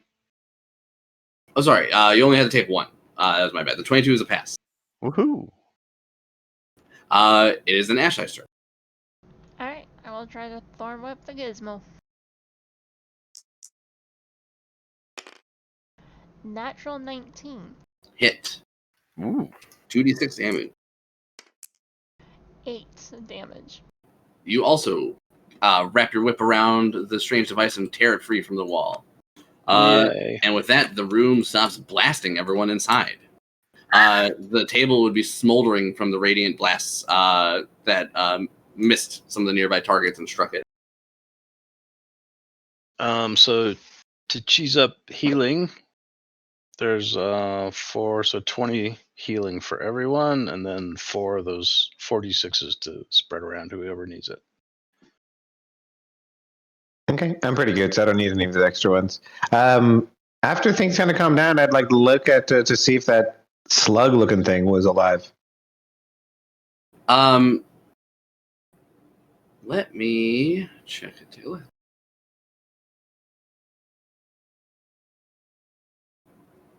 Okay. Yes, it looks like it is alive. It's like a hat. It looks like Any of you druids know what this thing is? It's a hat. Clearly, it's a hat. It looks like a slug from like you've never seen before. I come in, I look, and I'm like, that's probably bait. We can catch fish with that. Nick, what spell are you? Oh, you're so stunned. I am concentrating on nothing, sir. Sorry. Too soon. Concentrating on breathing. Would lesser restoration cure his stun? I'm not sure. You wish. No. No. Okay. No. Okay. Can we take a nature check or something? Some kind of check to try to creature? You can give me a nature or arcana check. I would try to talk to it in case it's a beast. I'm like, what are you doing, slug? That's interesting. It wouldn't. Sorry, it would try to speak to you. And because you're a druid, this is actually be really weird. Okay, so normally none of you guys can understand it, but it tells you, the druids, that it is a slave and has been turned into an object for use by the mind flayers. Nurse, with your good arcana check, Whiteclaw would be able to identify that it's some sort of space slug, and that's all he was able to get from it. And I wonder aloud. I wonder if this lets us like talk to the ship. And I ask the slug. It would tell you that it lets you. You can talk to other creatures using it. It says only the mind flayers can talk to the ship.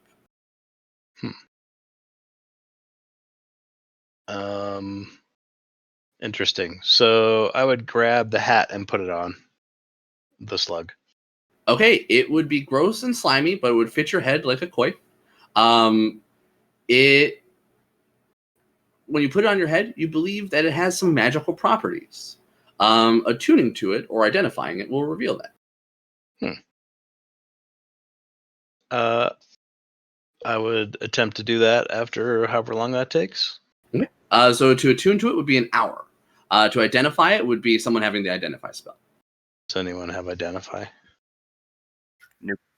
Nope. All right. Well, I'll just be like trying to figure it out while it's on my head. Okay. And yeah, I would say Whiteclaw, of course, you know that the sticky monocle you found was also magical in nature.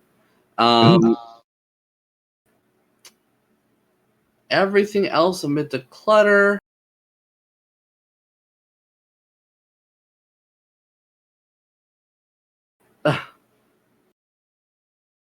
Okay, you would find, after you spilled on the other side of the table, there is a strange device that's occasionally discharging electricity. Orillo would have the displeasure of being the first person to taste it. Dex save, please, for Orillo. Nick. Ah.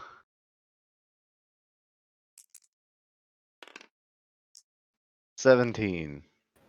Orillo will pass. All right. And he lifts his foot up as a little arc of lightning strikes the floor and leaves a blackened mark. Screw this. He's gonna hop over that table to get some cover. Yeah, I'll mark it as a little blue thing.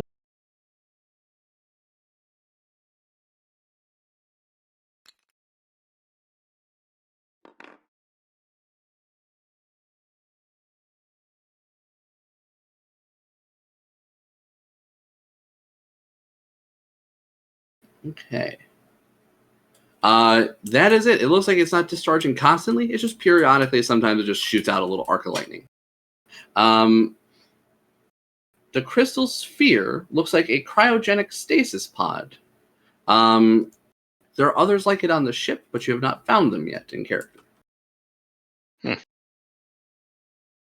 Mayhem, you would have seen, or Hooker, seeing one of these pods, you would have flashbacks to being encased in the same like embryonic fluid.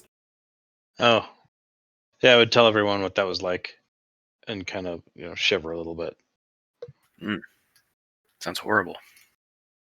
But I was, I came out healthy. Yeah, for what it's worth. Mm-hmm. From based on the position of this place, you believe this is the captain's quarters. And while the cryo tubes serve as a holding cell for prisoners, they also function as a way to keep the mind flayers safe for extended travel.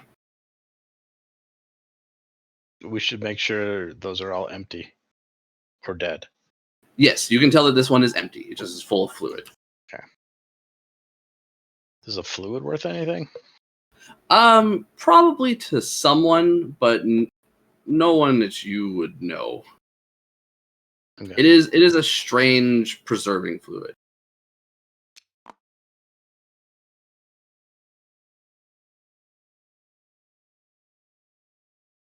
Is there anything else you guys would like to do in this room? You have obtained the 2 things of value, and you've defeated the trap. Yay. Nice. Woohoo. Get out. Just out of that room.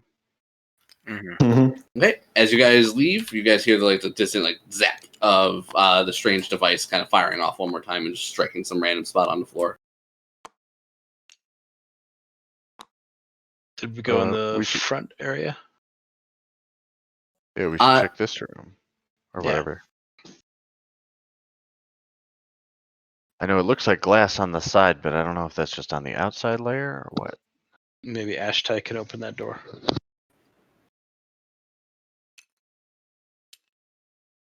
Yeah, I would ask the door. Okay. The door just responds to your presence once you get within 5 feet of it, and you would see that it reveals the observation deck. This deck is covered in frost, and you can see a pintle mount for a telescope is fastened near the exterior of the railing. The telescope is gone.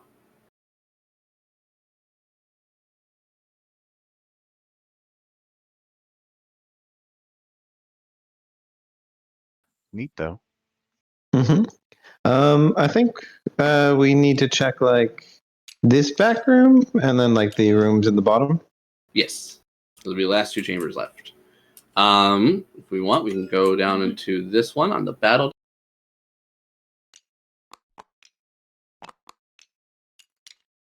Okay, this room contains a 5-foot diameter sphere of shiny black metal with small, transparent, hexagonal windows. Sharp metal tines resembling grasping claws protrude from the nearby walls and ceiling, stretching toward the sphere but stopping short of it. Along the walls are low-mounted control stations studded with knobs and dials.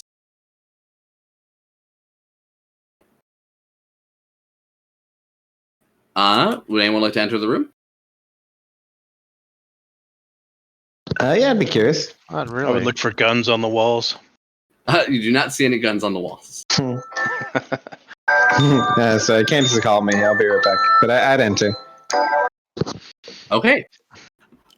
Just upon spending a few moments in here, you would find that the black sphere contains the charred remains of a fist-sized crystal that could propel the. That you assume to be a spent psi crystal. So now we know what it Oh, looks like. all right. Yeah. Yeah. And this must be the fuel, whatever, generator, reactor. Yep. It looks like the crystal had cracked and imploded at some point during the crash. So it's not intact. Correct. If you find a replacement, you believe this is where you should bring it.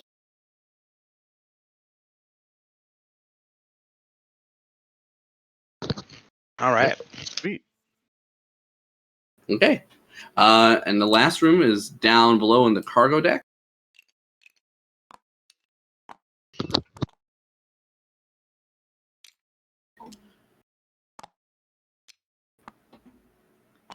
You find that these rooms each contain cryogenic stasis pods.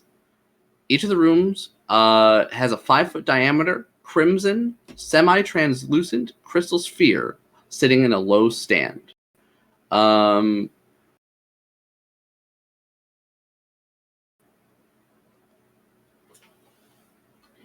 You guys count that there's appropriate number of these remaining cryopods for the remaining illithids, or the illithids that were here, including the squid. But none of these are occupied. Correct. They are all empty. And they look like they are non-functional and will remain non-functional until you guys return a psi crystal to them. All right.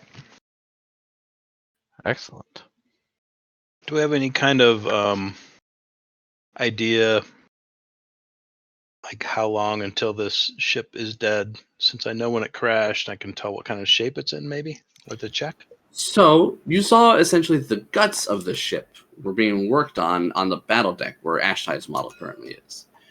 It'll be a very difficult Arcana check to identify the state of the ship and what to potentially do about it. Okay. Well, I'll give somebody guidance if they want to Arcana. I put my headset right on time to hear very difficult Arcana check. Hey, so this was perfect timing. This was the fuel reactor pod. The charred old psi crystal was found inside. Sounds good. So if we And then we went down. Mhm. Yep, and then we went down, and these are more stasis pods. Nice. Okay, well, with my Arcana, I'm adding guidance. So that's 26, actually. Not too shabby. Ooh, that is very good. Okay, so if you're okay with this, this will take you an hour to do. During that time, any of you guys who wish to take a short rest or try to attune to any of your items, anything like that, can do so. I would try to attune, assuming I can't do that, and also harvest the hull for metal. I'd give Zin probably the monocle and ask him to tinker with it for me. What? Yeah, since you wake up after about 10 minutes and find that you're not in the room that you passed out in, because you passed out in the chair, and that's all you remember is sitting down in the chair, touching the orbs, and then not much else. I like to think that while he's unconscious, someone pointed the ballista right at his face and like moved him right underneath it. Oh no. Is that how I'm waking up?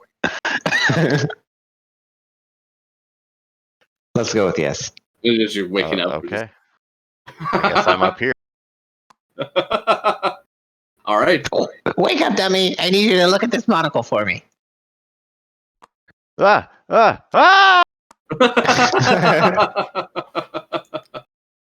So you'd fall 20 feet to the floor below. All right, I like it. Everybody get inspiration if you guys don't have it already. And Nick, you take 8 fall damage. Ow.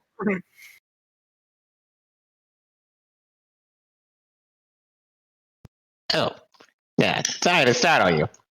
I've got some important work to do. Here, someone look at this for me. What? Oh, we're still here? Damn it. I was hoping this ship would get us the hell out of here. What's this monocle? What? I cast Detect Magic. Okay, it glows with the glow of a magic item, but not an enchantment. And Put it over my eye and go sit on a crate. as you go to put it on your eye, it sticks to your finger, and then you find that you have to like really try Right. to separate it from your finger. No, I totally forgot it's sticky. I don't put it on my eye. It's a contact lens. I try and prestidigitate the stickiness away first. It is still sticky. Oh, It seems to be just part of it. Yeah, it also. Let me read. It's a metal monocle with a kaleidoscopic lens. And it is sticky. I mean, it's got to stick there so you can use it. I don't think that's how they normally work, though. So after you guys spend your short rest and doing some work on the ship and identifying some of your items, Mayhem, you can gather enough materials for half plate or any one armor less than half plate. And as far as the items go, the monocle, it functions like the magic item Eyes of Minute Sea. Oh. What does that do? Nice. Look at that. They're non-attunement. Once affixed over one's eye, while wearing the item, you can see much better than normal out to a range of 1 foot. You have advantage on investigation checks that rely on sight while searching an area or studying an object within that range. So if we're getting right up close to something, you can really zoom in on it. Yeah, it's essentially like a magnifying glass. Yeah, Nice. I'd give it back to Ferris and say it will help you search or look at really small things. All right. What about the coif? So The slug. this does require attunement and functions like a helm of telepathy. While this slug is still alive, and while you wear this helm, you can use an action to cast the Detect Thoughts spell at a set DC. As long as you maintain concentration on the spell, you can use a bonus action to send a telepathic message to the creature you are currently detecting the thoughts of. It can reply using a bonus action to do so. While focusing on a creature with Detect Thoughts, you can further use an action to try to cast Suggestion on that same creature. However, you can only cast the Suggestion property once per day. Okay. Is anyone particularly in love with that? Otherwise, I'll just attune to it. Sounds good. Yeah, I'm dying to put that slug on my head. You went right for it too, so you might as well take it. Oh yeah. It's a funny little Futurama reference. Does it have a That's name, great or should it plug. say Helm of Telepathy? The actual item is Helm of Telepathy. But Just you can slug of telepathy. Yeah, you can name the slug whatever you would like. Otherwise, he would prefer to be called Slur Mackenzie. Nice. Oh boy. So it's sentient? It is sentient, Yep. yes. Yeah. It says specifically it is a Slur. living space slug. Nice. Right on. All right, are we all done with the Nautiloid here? Yes, you guys are. Yeah, You guys Okay. make sure you guys benefit from a So- short rest. Nice. Yeah. So for I guess as long as you'd let me, I'd be obsessed with trying to figure out these firearms with repeating the Arcana check. Yes. And I'm sorry. And you, with your Arcana check on the ship, I absolutely forgot. So you have found that should you get a power source, you might be able to sustain the ship enough to have it leave. Currently, you're actually rolled high enough with the tools here. You can even extend the ship's lifespan by 4 more hours. However, at its current state, the ship will be dead within just a few days. Hmm. I would tell my group as much and say that I could probably get this thing up and running, but it would only be flyable by a mind flayer, and it's best to let this thing die. Yeah. I wish we could have the ship, but none of us are mind flayers, and certainly not worth the process of becoming one. It's too late for that now, anyway. And I want to be anywhere but here. Yeah, I can't imagine you want to hang out on this ship. Well, No, I would assume not. I mean, there's part of me that, that's probably the only way to get back to my home. But I don't really want to be a prisoner and fuck We'll with find these better guys ways. anymore. Yeah. All right. Has everyone benefited from their short rest? Oh, Yep. Yeah. All right. Are you guys leaving the ship? At this point, it would put you guys at, let me check the time.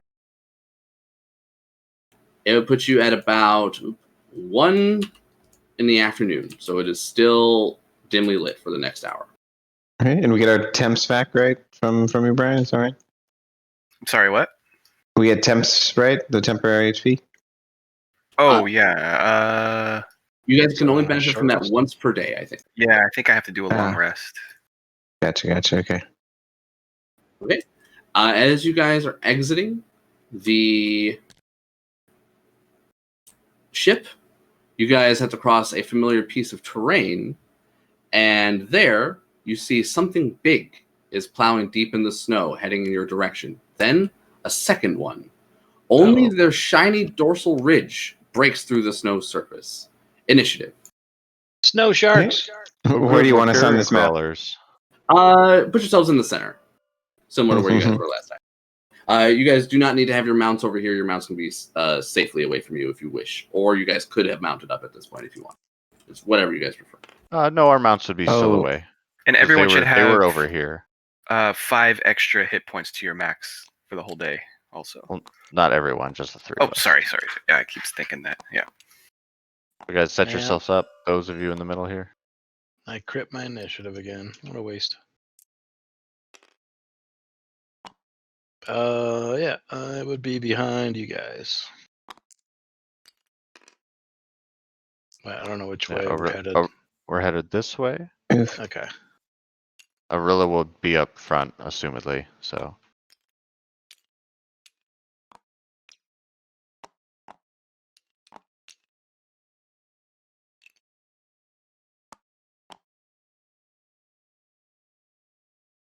Okay. So it looks like the creature is about 12 squares away from you and is partially submerged in the snow, giving it 3/4 cover. Okay, let me get that on initiative. should we delete all these little the old models? That dead guys? Yes, please, thank you. Oh, we're supposed to go on initiative. Yes, everybody, please. Oops.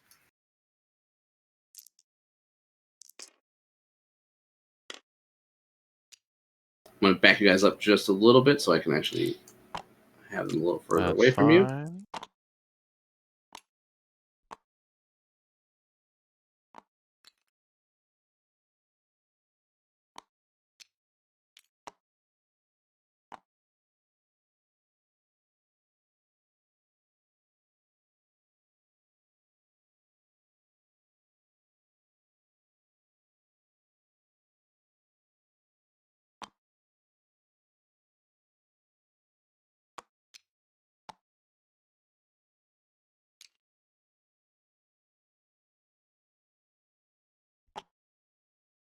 All right, they're not huge. Sorry, I forgot these 10-foot things.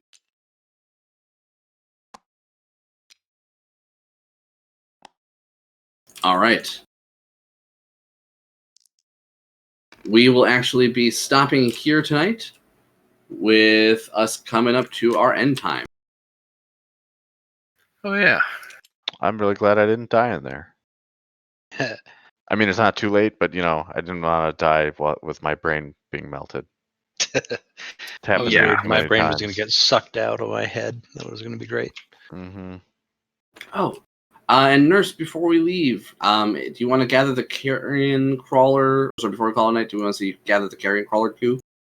Yeah, I can give that a roll. Yeah, you can give me either medicine or intelligence. Yeah, sounds good. I think it's the same for me either way. I'll do it with guidance if I would have had Mr. Mayhem with me. Yes. Yep, for sure. Okay, not the best rolls. It'll end up being a 12 total. Okay. With that, you'll be able to get the venom from 2 of the carrion crawlers. Let me see what that actually is. It's paralyzing poison, if I remember correctly. No, so you get 2 doses of that. Okay, I will note the carrion crawler mucus.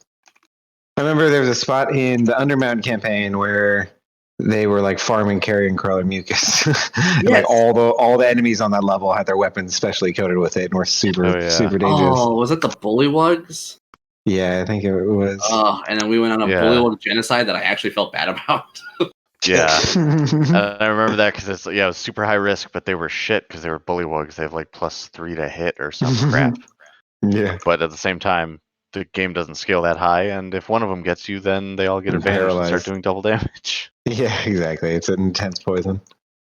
Alrighty, well, that's good there. Yeah, it was a fun session, Sean. Thank you for DMing. Yeah, for sure. Yeah, that was fun. Thanks, dude. GG's. Yeah, great job, everybody. Way to Looking not get your forward brains to- eaten. Yeah. I was worried about that Surprised I encounter. survived. Yeah, it was funny. Those little ones look like they came the closest to sucking someone's brain out. Yeah. They have +0 to hit, so they're just like attacking people with advantage, just sucking on your head. Well, and we don't have a whole lot of AoE, and they were just such a low priority compared to the big guy who has a giant cone of. I mean, low priority to you, but it was my head they were sucking on. Bro, I was right next to you. I wanted them dead too, but that guy would suck it faster. I'm looking forward to Tiny Kobold using a laser rifle, just blasting myself sweet. off. Oh my yeah. Did we figure out how to use those, by the way?